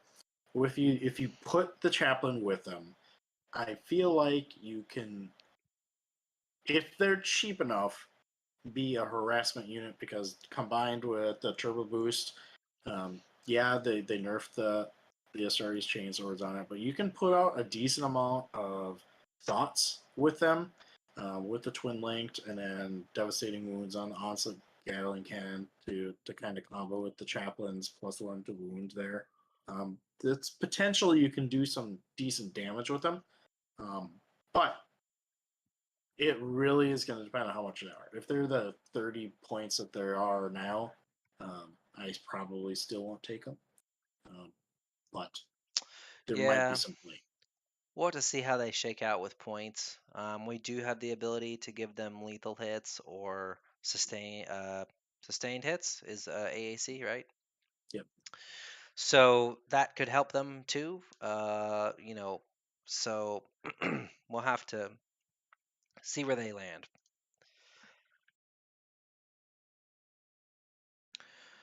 So I'm gonna get something to drink here pretty soon. My mouth's getting a little dry from all this talking. Yep. So let's take a look at the next unit, which is the Invader ATV. It has Outrider Escort, which is the same ability that the upcoming attack bike has, which basically is in your opponent's shooting phase when a friendly mounted unit, that would be bikes, within 6 inches of this model is selected as a target of an attack. You can use this ability. Blah blah blah. It's the same thing that the Invictor has, except it's when they target a bike unit instead. So you get to shoot at them for free in your opponent's shooting phase when they shoot something else nearby. It's not bad. It's not bad. Yep. They got 8 wounds, which is pretty dope. I think they had 8 wounds before. They still got the Onslaught Gatling, um, and the Twin Bolt Rifle. It's solid. We'll have to see how many points it costs. Yep. So, Bike Bike squad. It's gonna Squad. be And it's what? it's gonna be very similar to the same type of thing as the Outriders. Hmm. They Hmm. they they might have some play with that chaplain with the turbo boost to be able to get to an Alpha Strike if necessary on those things. Um, The but at the big same, thing here is going to be they can take some special weapons. They can two of them can take like a plasma gun, melt a gun, something like that. That's where I think if you're that's why I said earlier that the chaplain was better with them because you're going to be able to utilize those uh, shooting buffs with the special guns. Otherwise, I'd almost rather take Outriders anyway, just because they're cooler looking.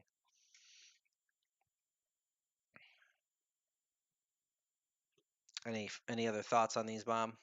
no, they're pretty standard, very similar to the previous unit. Scout bikes, the weirdest unit in the Codex. These models are so old. They're yeah. Anyway, um, what do you think of these guys? Again, as far as units go, they unfortunately don't have the ability to take an HQ that I've seen to attach to them. I Nope. don't believe the chaplain can go to them, but they do have outflank, which is kind of a cool little harassment thing. But Their guns are nothing to write home about, honestly. So they'll have to be real cheap in order for us to consider them as such as like a harassment unit, I guess. Then we got their attack bike squad. So it is Outrider Escort, so the same rule as previous with the ATV. Melta. That's basically cheap. Get around the board. Do what you need to do with it. Swiss Army knife, depending on what you need. Melta is what we've traditionally used it for. But Melta, again, has been nerfed. So, I mean, Well, they can get to the other side of the board. Yeah. So if they're really cheap, they might still be viable. Yep. Because the model itself is pretty small. So you Yeah. can get it around the board pretty easily. Yeah. Yeah, and they can be taken in 1 to 3. All right. All right. Suppressors. I think they finally have a use. So suppressors, their accelerator autocannon is now heavy. Hits on 4s, which means you got to stand still to hit on 3s. That's the same as it is now. But it is strength 8 now. AP -1 and 2 damage, which is decent. And they have deep strike, and they're fast. They move 12. And they have suppression fire.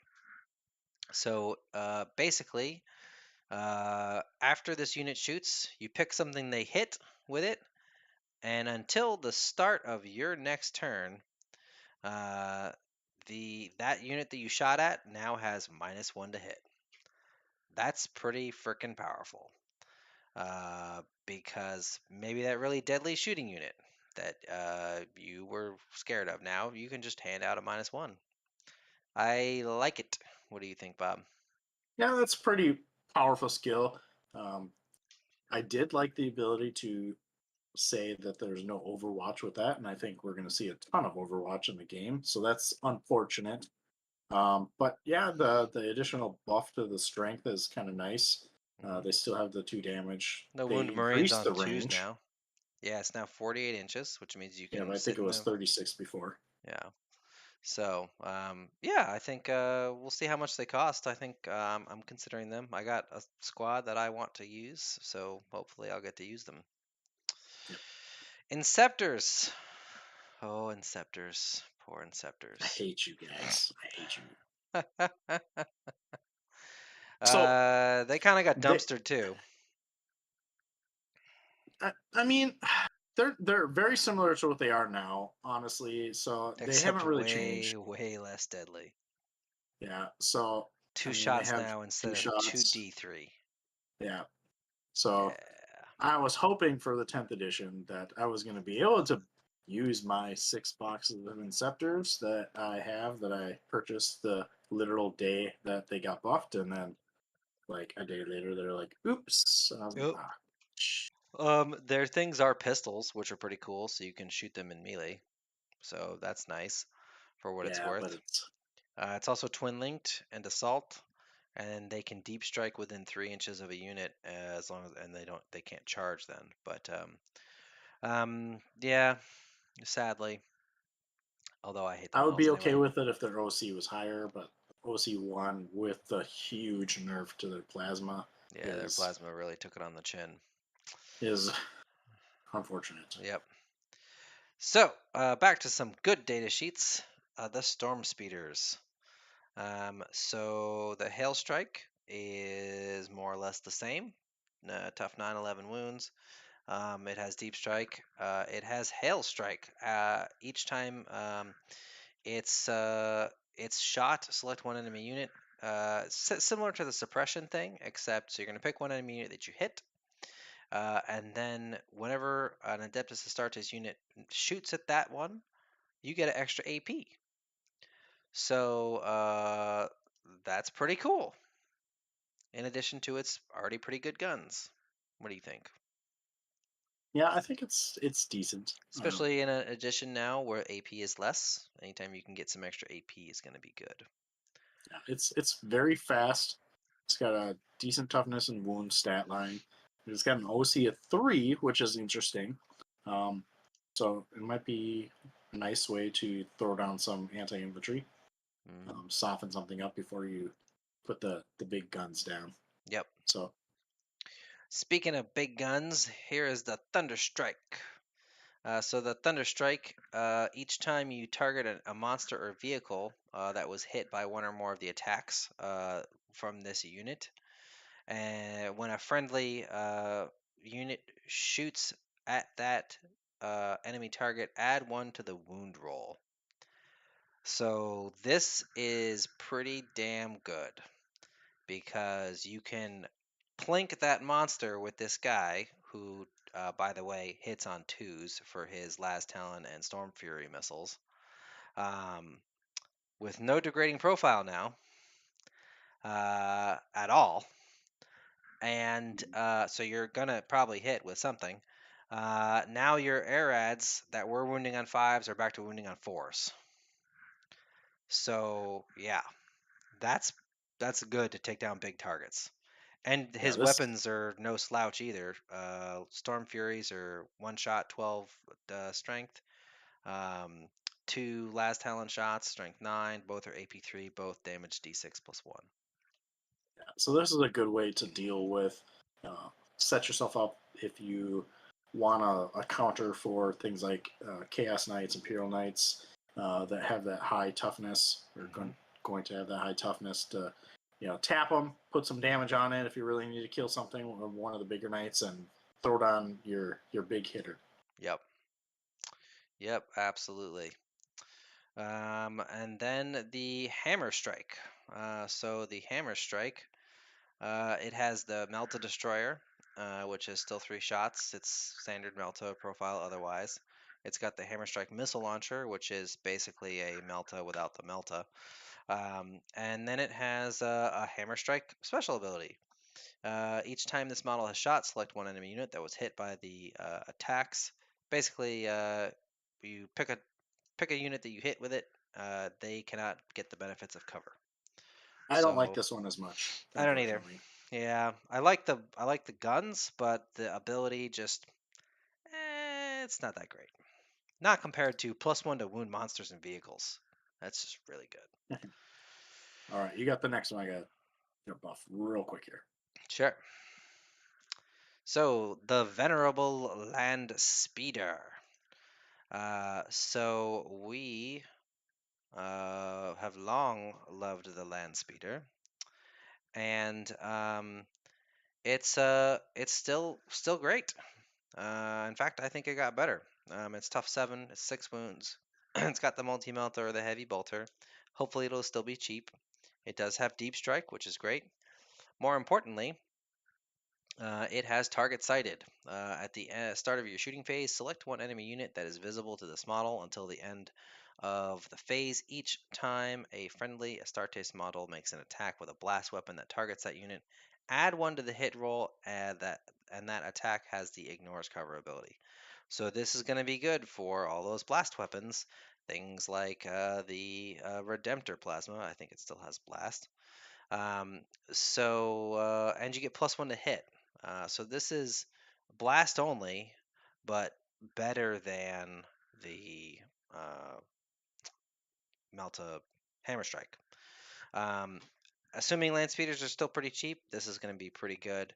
Blast in particular, there's something coming up that I'm very excited about that is blast. So yeah. So moving along to the Tornado. I really like the Tornado as well. It has strafing enfilade. I don't know what enfilade means. But basically you fly over a thing and you pick a enemy unit and then roll a 4d and then roll 6d6 for each 4 up that enemy suffers 1 mortal wound. So that's pretty sweet. You can plink some mortal wounds onto something you fly over and then shoot them with other stuff or shoot something else. So yeah. So we're talking about the Tornado now, Bob. And when you fly over a unit, it's basically a Tzeentch Screamer where you get to roll some dice, and on 4 ups, you deal mortal wounds. And I don't think Bob heard a thing I said because he didn't have his headphones in. And you're on mute. No, I didn't get you. So what do you think of the Tornado? I thought it was average. The strafing Escalade or Enfilade? Enfilade. Yeah, Whatever the hell it is. Enfilade? I don't know. I don't even know what that word means. I Come mean, on. that one's it's decent. I kind of like that little. It's flavorful. Yeah. This one again is going to be really dependent on points, Points. but if it's cheap enough, I think it's kind of a nice little thing that you Yeah. can run with these. So Speaking of a nice little thing, is the Landspeeder Typhoon. I really hope its points are appropriate, or make it worth taking, and they don't price this out because I really like this ability: fire and redeploy in your shooting phase each time this model is shot. If it's not within engagement range, it can make a normal move up to D6. So that's awesome because you can just like pop out, shoot something, and then pop back behind some cover. yeah, fire and Uh, fade. Fire and fade. That's great for this unit because it wants to be far away. I'd still probably run the heavy bolter with it because it synergizes with the longer range of the Typhoons. Hopefully they don't price this thing like crazy like they did in ninth because otherwise it's gonna sit on my shelf. Yeah, I traditionally have liked the Typhoon. I like this ability to have some movement shenanigans. Always a nice to be able to do that. And the weapons are decent. I Yeah, mean, very good. So speaking of decent weapons, now we get to the real plasma unit, the Hellblasters. Now, remember yeah, earlier I mentioned something about Apothecary, and we're going to get to that right now. So Hellblasters, they've combined the plasma incinerator just like they did with the bolt rifle. It has assault and heavy. It's strength 7, AP 2, damage 1. So it lost 2 pips of AP, which sucks. But it did become just flat 7, which is nice, and 2 shots. And then when you supercharge it, it goes to strength 8, AP 3, damage 2. Now, here's the cool part is they have for the chapter. Each time a model in this unit is destroyed, roll a d6 on a 3 plus. Do not remove it from play. It can shoot after the attacking model's unit has finished making its attack and then is removed from play. When resolving these attacks, any hazardous tests taken for that attack are automatically passed. Then there's a designer's note. This ability is triggered even when a model is destroyed as a result of failing a hazardous test, meaning a model may be able to shoot twice in the same phase. So, I shot. Oh, I died. I shot again. And oh, hello, Mr. Apothecary. Stand me back up. This is where the Primaris Apothecary is going to come in because you don't have to worry about you just keep rezzing a guy every turn, and if he kills himself, then maybe he gets to shoot again. I love this rule. I love it. And the yeah, plasma is still good. It's been toned down, obviously. A lot of things have been toned down, so I'm not griping about that. But I love it, and I'm very happy that I've basically finished painting my Hellblasters, so that we'll see the table for sure. yeah. This is kind of a fun unit to be able to do, and Hmm. it's effective. That the shorter range is a little bit of a disappointment. The 24 inches, uh, But but it's honestly, here's the thing. We were running the assault ones anyway, which is 24 yeah, inches. yeah. So that's no different to me. It's a straight buff because you can advance them and still shoot them with no Mhm. penalty now because there's no penalty for advancing and shooting assault weapons, Yeah, which you is don't care if you awesome. die. You don't care So if you that's die, whatever. yeah, that's kind of a Stand back up. fun. I like it. I may need to get 5 more because I only have 5. So yeah.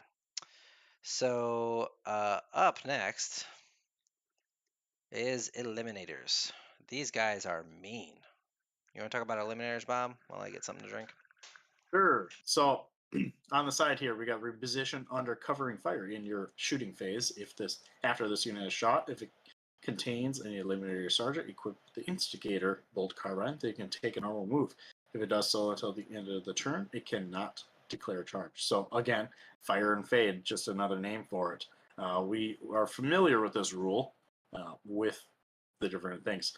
We also have mark the target each time this unit remains stationary until the start of your next movement phase. Ranged weapons equipped by the models have devastating wounds. So devastating wounds on a profile of the Bolt Sniper Rifle, which is a Strength 5, AP2, and 3 damage. One shot is pretty nice. So, with that being said, you can also, there's no stipulations on that for las fusils. So, that's kind of a a huge thing.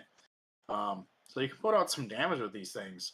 Have the sergeant with the bolt carbine and move it. And the thing about the las fusils is it has that heavy trait on that. So if you stand still, you're going to hit on 2+, which is really good, especially when you do that. So after you fire, then you can fire and fade. So you mark the target is still applicable on that. So it's kind of a fun little unit to be able to pop some damage on something, either a character or some heavier duty stuff with that last fusel. I pretty much I would take them. I know that Alex is not as high on sniper units, but they're kind of a cool unit to take, especially if they're cheap like they are I now. I cannot deny the Instigator bolt carbine is pretty strong, um, as is the bolt sniper rifle, which is strength 5. So yeah, but I still don't like snipers. But the las fusils are still good. So I did buy some of these things. I built them as las fusils because those are not sniper rifles. Those are sneaky devastators. Yeah.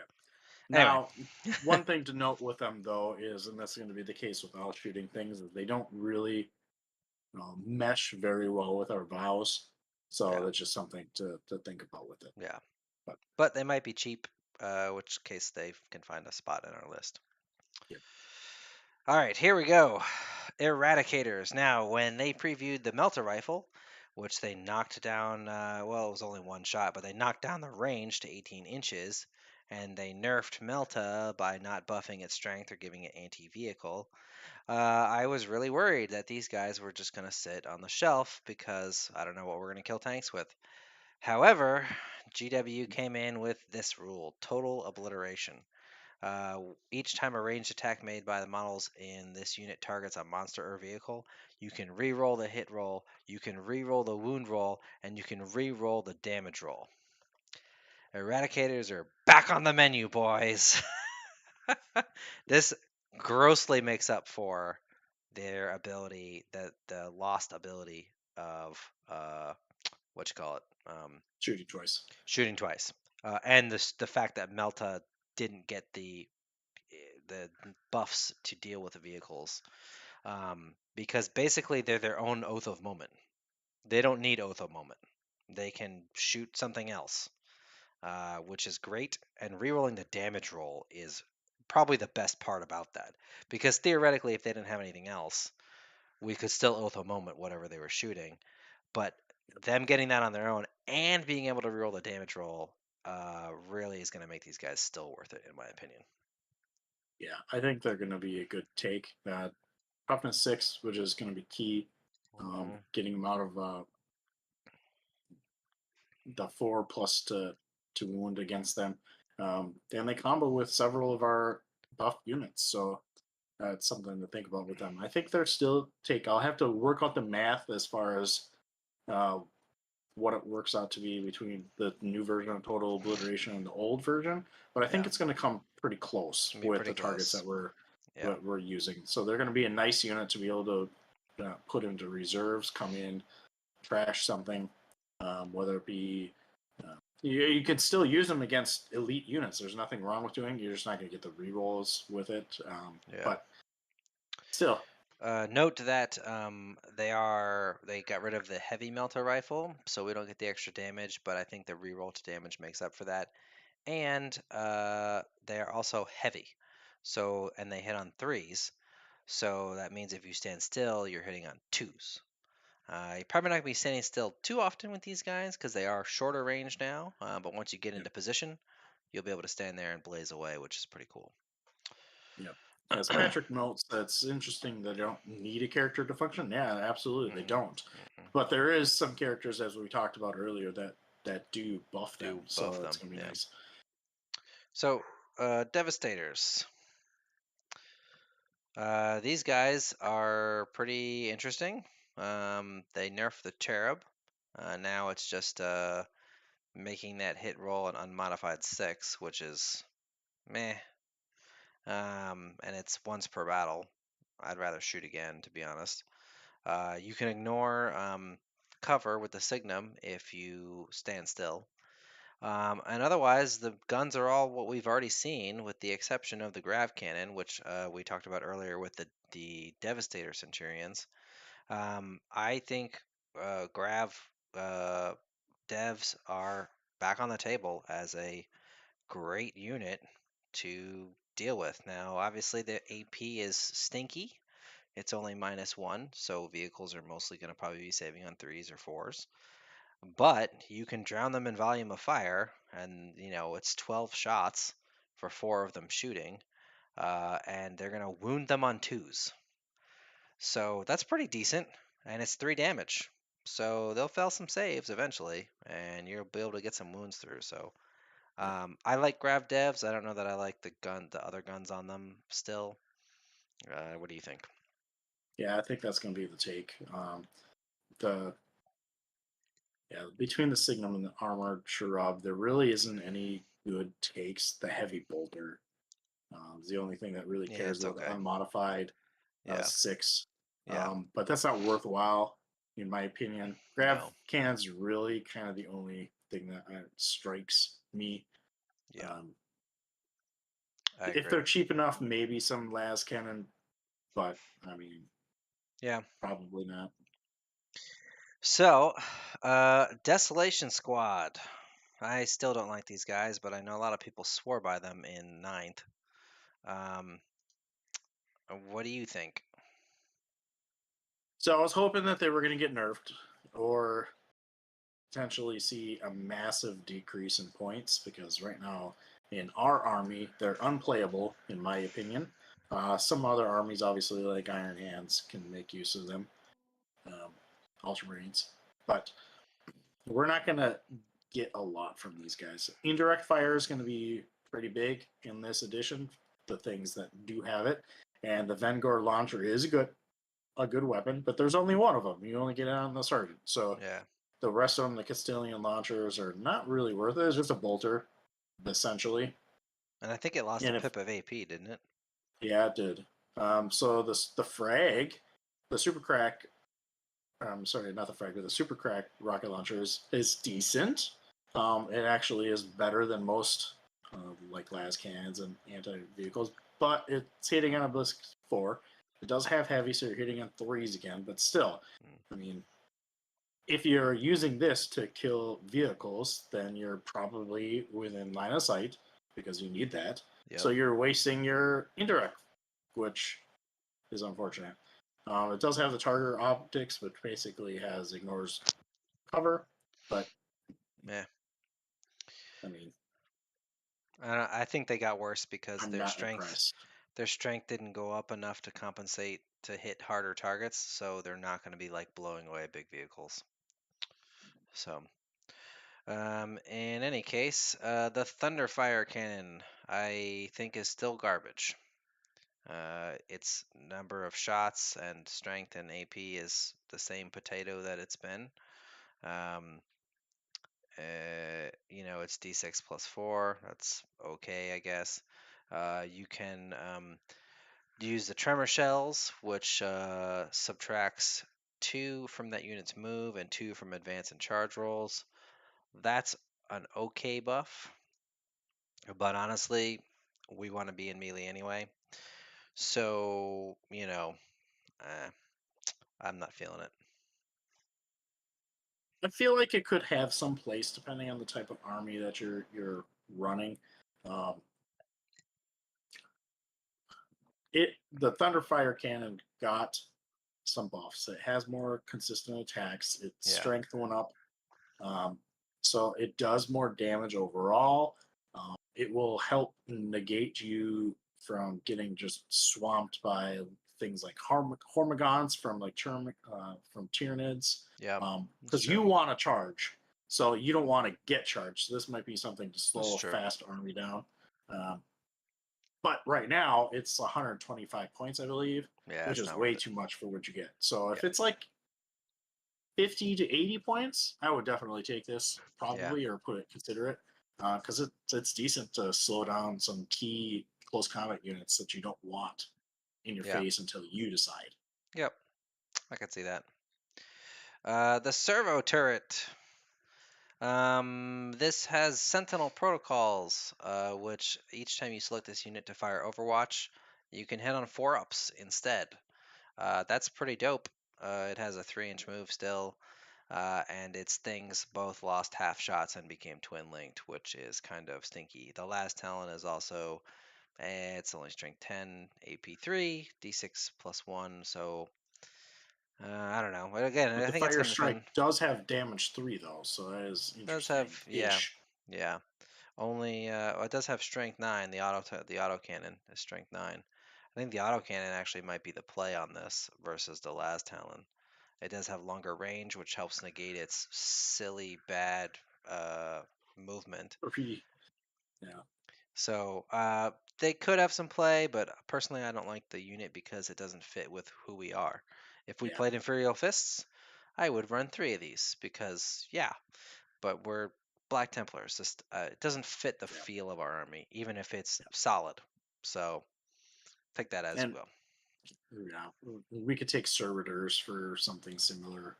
Um, Mm-hmm. so, Mm-hmm. and So, those can fight in close combat. yep. The Hunter. I forgot this unit existed. Yeah. Um, it Hunter missile targeting. Each time this model makes an attack with its Sky Spear missile launcher that targets a monster or vehicle, that attack scores on a hit on a modified 2-up.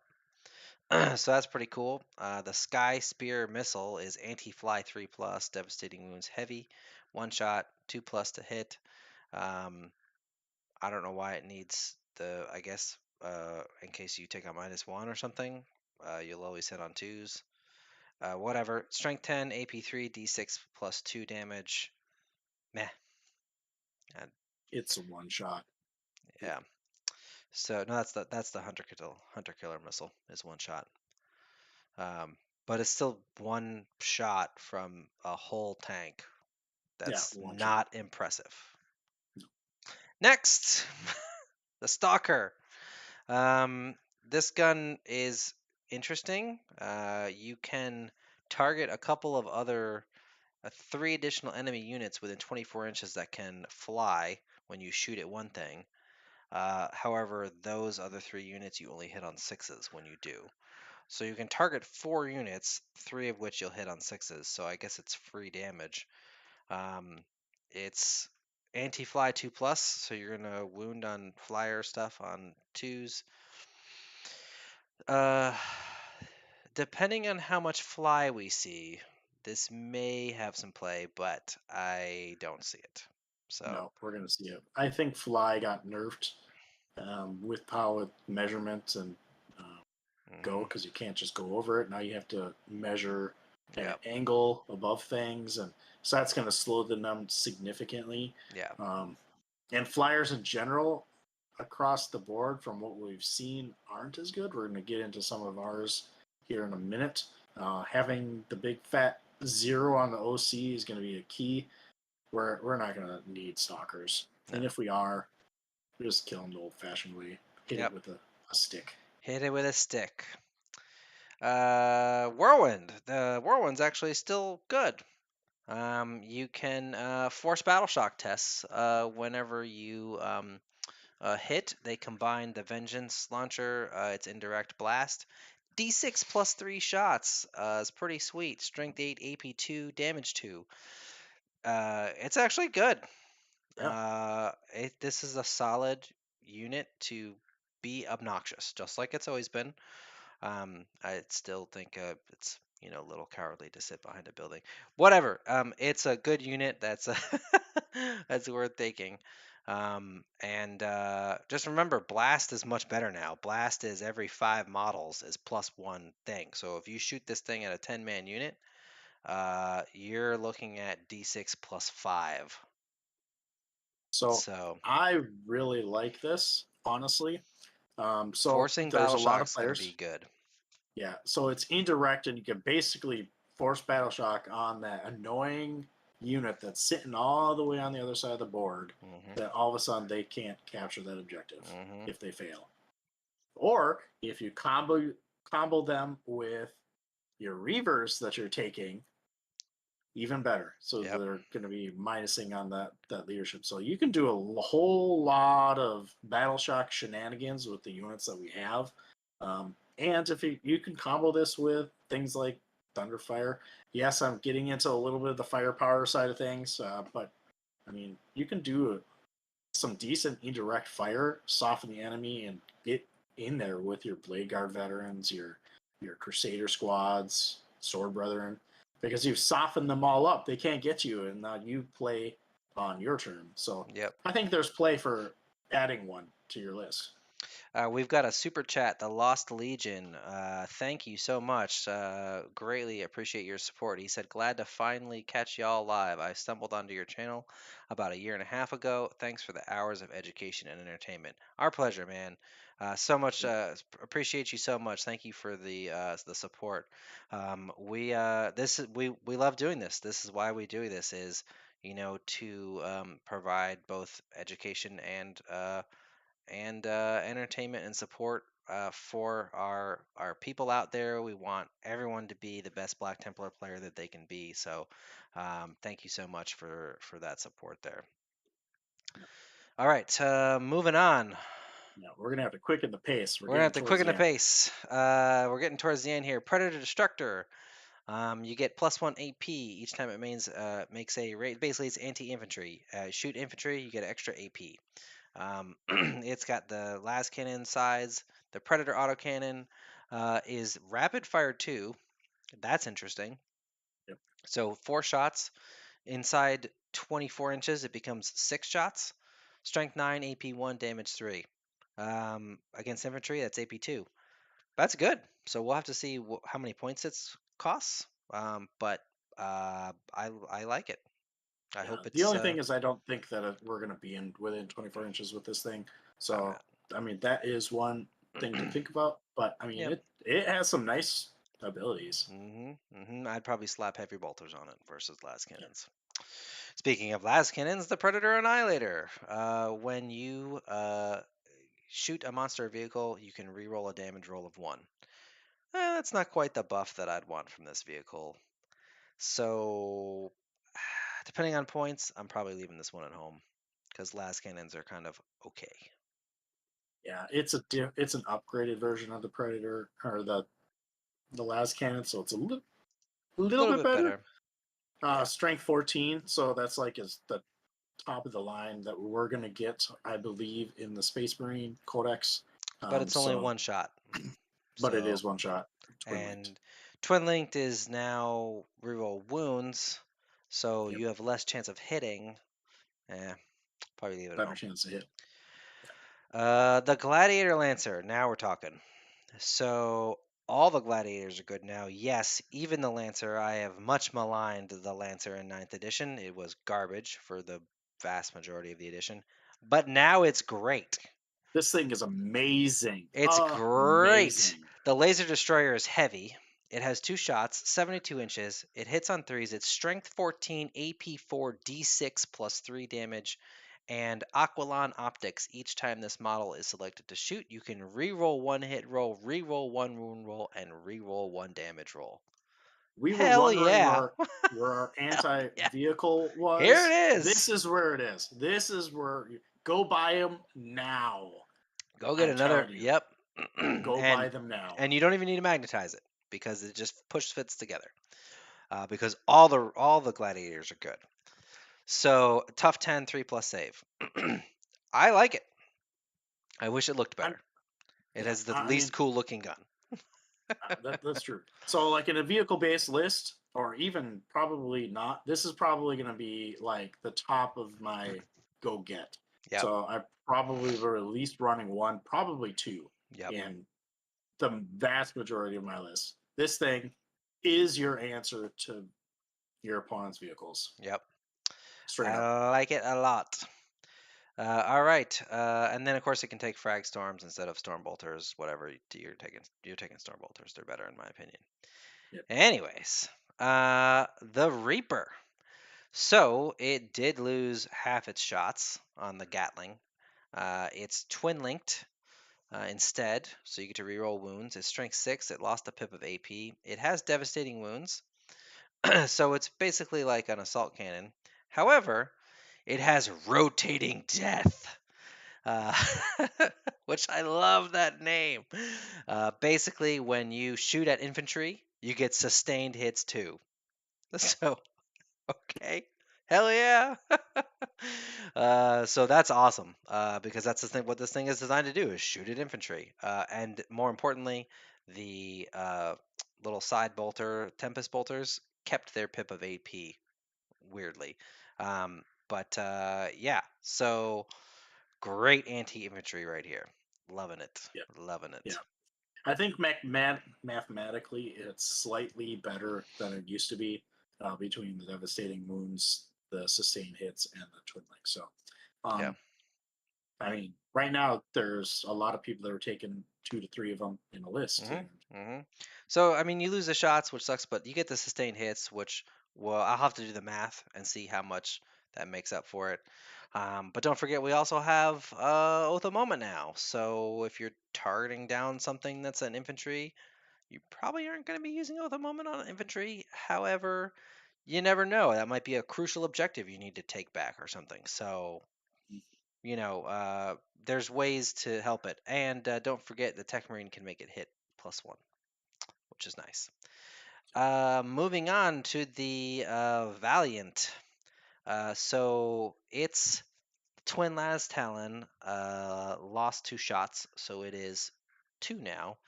But its multi-meltas are still the same number of shots because they are not twin multi-meltas. So still getting a decent amount of anti-armor. And it also has Ferocious Assault. Each time this model makes an attack with Twin Las Talon that targets the closest eligible monster or vehicle, add 1 to the hit roll. So even though it lost 2 shots, it gains +1 to hit, more which means consistent. more consistent. It doesn't need a Techmarine. It can do that on its own. So um, I wish the Meltas also got that +1, but beggars can't be choosers.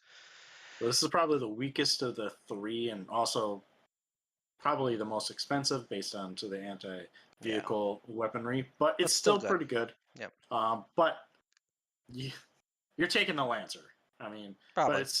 it's still Yep. a good unit there. Yep. But now a very iconic unit is going to be the It's Vindicator. back, baby. It's back.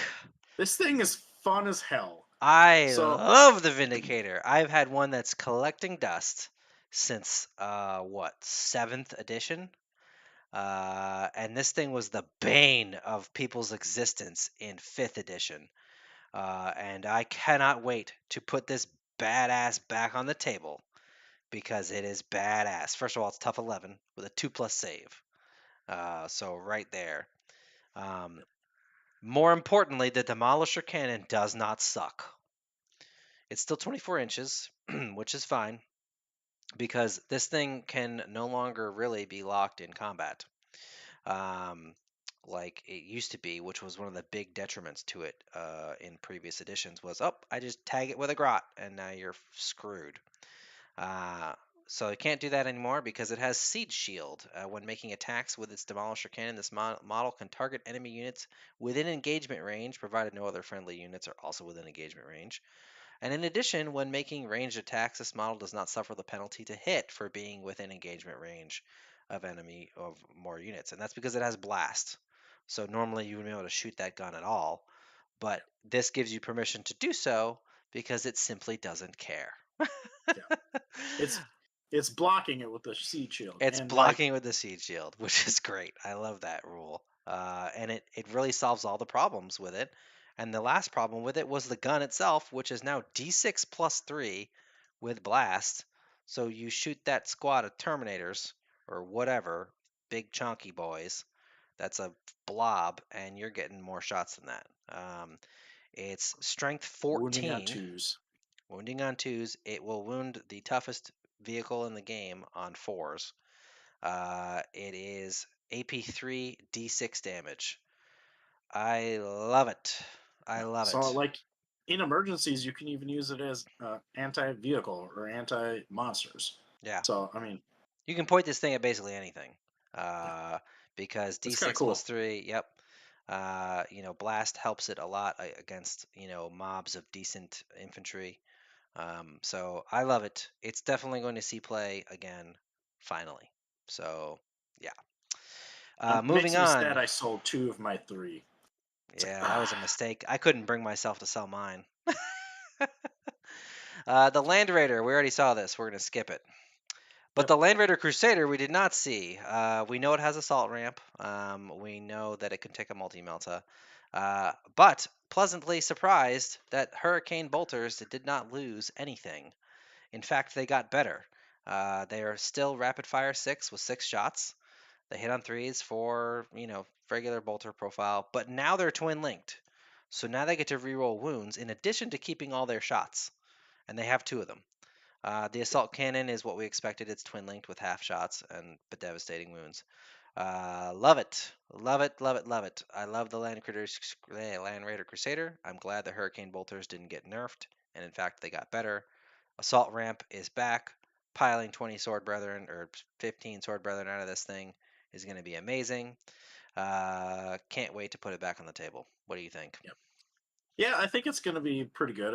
It does have some firepower. It's going to fight with a few other things in the list that we want to have. Yeah. But it's nice. It gets the ability to do the move, disembark, charge with the assault ramp. You can put a bunch of guys in it. And one thing to note that this does have restrictions on what can go in it. So just kind of keep an eye on that. So Yeah, so you can it's basically additional models. it's 16 models can go in it. Jump Pack, Wolfen, Gravis, or Termes take up 2, and Centurions Yeah. take up 3. So so yeah, which I'm fine with it, but you can pop any Primaris unit in here too, which is fantastic. The Land Raider Redeemer. It's basically the Land Raider, only it has the Flamer Flamer. cannons, which are pretty great. D6 plus 3, Strength 6, AP 2, Damage 2. A solid alternative to the Land Raider Crusader. However, it can only take 14 models instead of 16, so worth considering, I would say. Yep. Which brings us to the Repulsor, or the Repulsive, as I like to call it, because it's so ugly. So the Repulsor is where'd my sheet go? Here we go. It has a interesting rule for some chapters.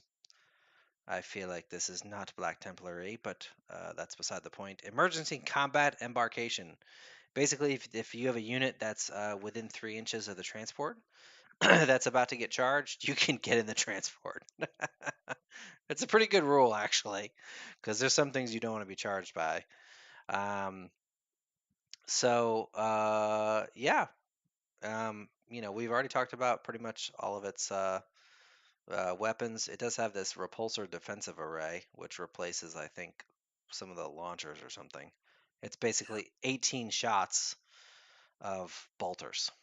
Yeah, it's condensing the 15 guns that it has Yeah, into one profile, which I yeah. think is a good thing because before it's It like was if obnoxious. you want to Yeah, spend 15 minutes shooting with this vehicle. exactly. It does have a couple options. You can replace the twin heavy bolter with a twin las cannon, or the Gonsalk Gatling with a las Talon. And then the Rep X.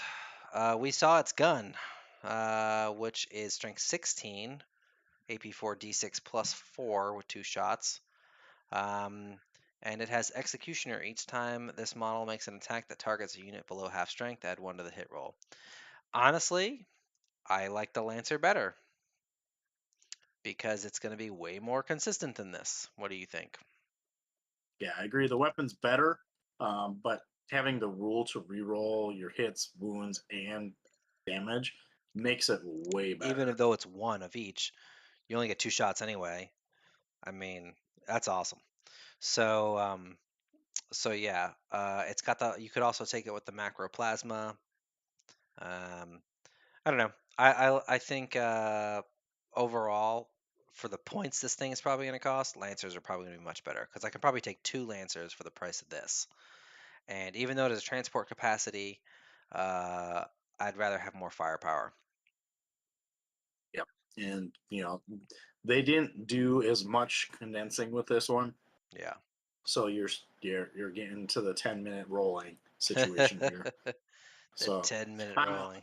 I reference that a lot, but I don't think people realize until you get into a game how long it takes to roll some of these more complicated data sheets, Yeah. and that will cost you a game if you Yeah. can't Can't spend roll out your fast turn. enough. Yep. Yep. The Venerable Rhino. Dun, dun, dun. So it's tough 9 now. It has firing deck 2, which means 2 people can shoot out of the hatch. It has self repair. It gets a wound back every turn. Turns out it's actually a Necron. Who knew? So the big surprise, not really, because they told us this and nobody wanted to believe it, is it cannot transport Primaris. It cannot. It can take 12 Astartes, which is nice because your tax squad comes in a 10-man, and if it were 10, you Mm. couldn't take a character with them. So it allows you to take like a character with a 10-man squad. Um, it cannot take Jump Pack, Wolfen, Tacticus, Phobos, Gravis, Centurion, or Termi models. I'm not surprised at any of that. Rhino, it's a box. It's a Yeah, good we're box. probably not taking them though. Hopefully it's a cheap box. In Yeah. any case, something we might consider for those Grav devs is the Razorback. So the Razorback has the complement of weapons on top that you'd expect: twin heavy bolter, twin las cannon, twin assault cannon. But more importantly, it has fire support. In your shooting phase after this model has shot, select one enemy unit that scored 1 or more hits against it. For that reason, I am probably taking the assault cannon. And until the end of the phase, each time a friendly model that disembarked from this transport this turn makes an attack roll that targets that enemy unit, you can re-roll the wound roll. So this is really nice for anything that wants to jump out of this and shoot at something. Yep. So I like it. Moving on, the Impulsor. Vicious. So it's basically more or less the same as it is now. We're probably going to be starting to take that shield dome again because we don't have an army-wide invul anymore. Um, and it gives you the 5-up, which is nice. This has assault vehicle, which is not the same as assault ramp. Bit confusing. But basically, normally now in 10th, when the vehicle normal moves, everybody can get out, but you can't charge. The assault ramp on the Land Raider allows you to charge. This allows you to get out when you advance, but not charge. So it's basically the same as it is now, except you can advance and get out versus just moving and getting out. So um, More not range. more range. It has firing deck 6, which is nice. Stuff some Hellblasters in there. Which interestingly, I think because the vehicle is the one that counts, I don't know if a guy dies. I'm going to have to read that rule again. Because the vehicle is actually counting as shooting the guns. So what happens when you Yes. roll a hazardous test? Is it Hmm, D3? Is it 3 mortal wounds, or is it the whole thing blows up, or the guy dies good inside? question. I don't know. So I'm gonna have to read into. Stay tuned for a Templar's tip as we figure that out.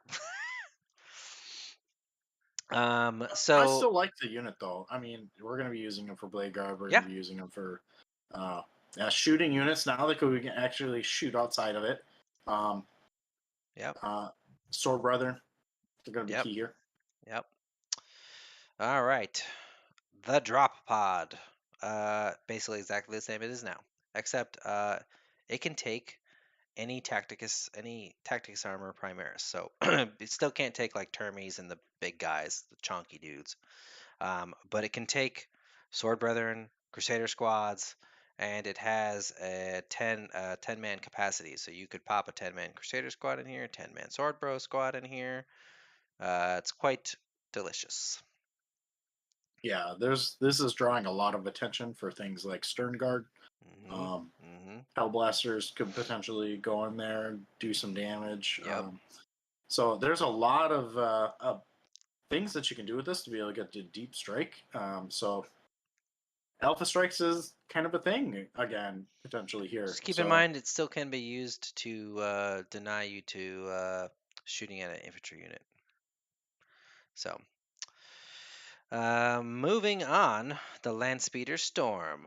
Uh, I think also will make a valiant return here because it has Storm Assault. So each time a unit disembarks from this model after it has made a normal move, that unit is still eligible to declare a charge. So basically, it's a assault ramp.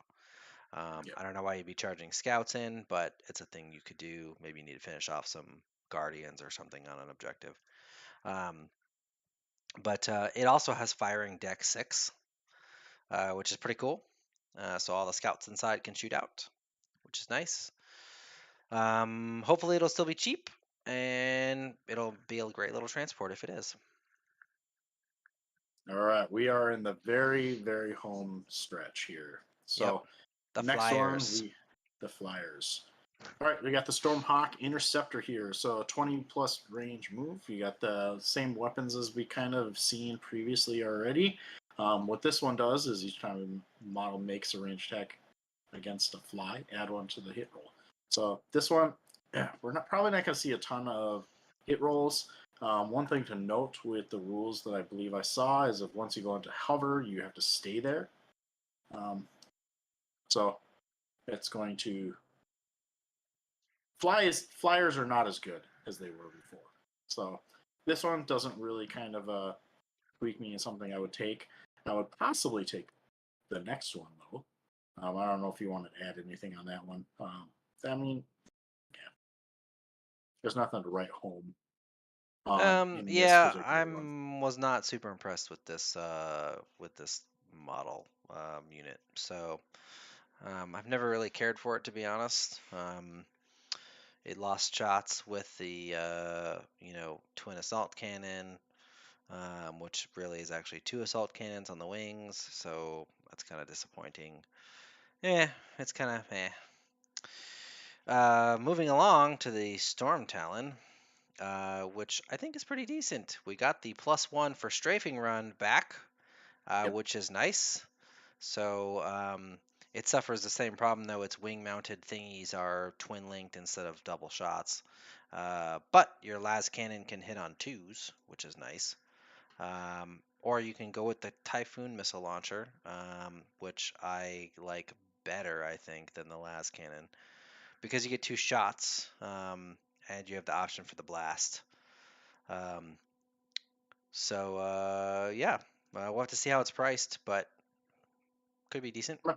Yeah, it might be a nice little harassment unit that you can do. Hmm. Once again, no OC on the Flyers, but yeah, Yeah. if it's cheap enough, that could be something that we could take. Yep. Now the big boy, the Storm The Raven big Gunship. boy. Yep. So, So this guy, go ahead. this guy has a little bit more resilience. So he has armored resilience on each time an attack is allocated to his model, subtract one to the damage characteristic of the attack. So basically, it's a dreadnought in the air. Yep. Which I think is pretty strong. Yeah. Has 10 toughness, 3 save, 14 wounds, so it's a pretty durable, including that special rule. You have all of the Storm Raven weaponry there. Things of note, Storm Strike missile launchers is pretty good. It Hmm. says that you have 2 of them, so you're going to get 2 shots with them, so 2, and it's strength 2, so it's decent. One of the places that you can get some consistent damage 3. You can add the Hurricane Bolters, which are nice. As we saw before, Hurricane Bolters are buffed, so that's a useful pick one. Hmm.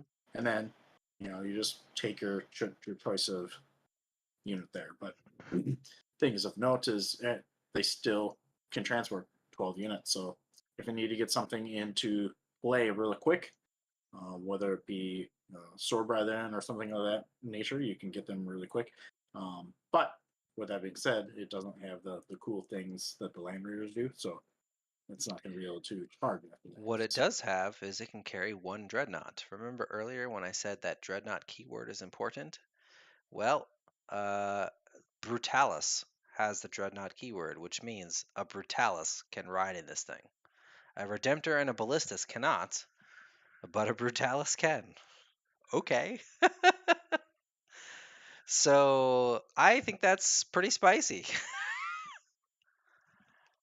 I think So, this has some possible play, taking one of them and having a decent mhm. close combat unit, or even possibly shoot a unit and let the Brutalis do the work. Yep.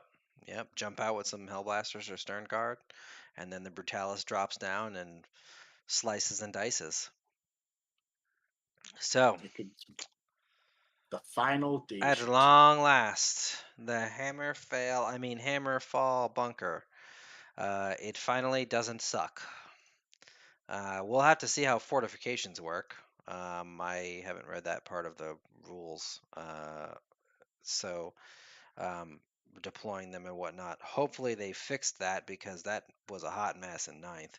Literally, formations were largely unplayable for the vast majority of ninth, simply because you couldn't deploy them in your deployment zone if you had proper terrain. This thing can be selected as the target of a ranged attack, um, but each time such an attack is made, unless it is, oh sorry, while an enemy unit is in engagement range. So you can still, enemies that engage this thing can still be shot. You just take a -1 because it's a building, right? And then also models do not need to take a desperate escape test unless they'd have to fall back over the model itself. Um, but it also provides cover for your guys. It's literal cover. So that's kind of cool. Makes sense. It's a fortification. And then the heavy flamer or heavy bolter array is pretty cool because each time an enemy is set up or ends a normal move, advance, or fallback move within range of this weapon, if that enemy unit is an eligible target and the bearer can shoot this weapon at that target as if it were your shooting phase. The bearer can shoot up to 4 times in this way in your opponent's movement phase. So you get free Overwatch at full BS every time something moves within a certain, within range of this thing. That's way better than it used to be. Yep. And then you get the sustained hits with it and twin winged, which Mm-hmm. is And it's 6 shots. So, or 2d6 on the flamers. So yeah, the super crack and super frag is kind of still pretty meh. But we'll have to see how many points this thing is. Hopefully, I'll have to look and see if they fixed the fortification rules or not. So maybe one of you guys can comment below if you've already read that and if you know that um, it's been fixed or not. So in any case, that is the last data sheet that we're going to look at today. The rest of this document is an armory, which just has a list of weapons, and then all the special characters that we don't care about because they're not Black Templars. yeah. Um, So I got to thank you guys for sticking around for 3.5 hours. yes, I know some of you I've seen in the chat have been here through the whole duration. yes, It was still fun going through all this, but I know 3.5 hours is a it's a long pretty hefty time. devotion for you guys and to stick around. uh, So we and appreciate we that. greatly appreciate it. And we've I've been looking at the stream. We've kept pretty consistent amount of viewers, so which is awesome. Thank you guys so much for sticking around so long. I know this is a long, long video, but as you know, we have a lot of data sheets, and there was a lot to cover. Mhm. So yeah, so we greatly appreciate the support that you guys give us. We love for you to check out our Discord. A lot of great folks down in there. We have a great Patreon as well. Please check that out. We have a lot of great Patreon benefits that you can take advantage of.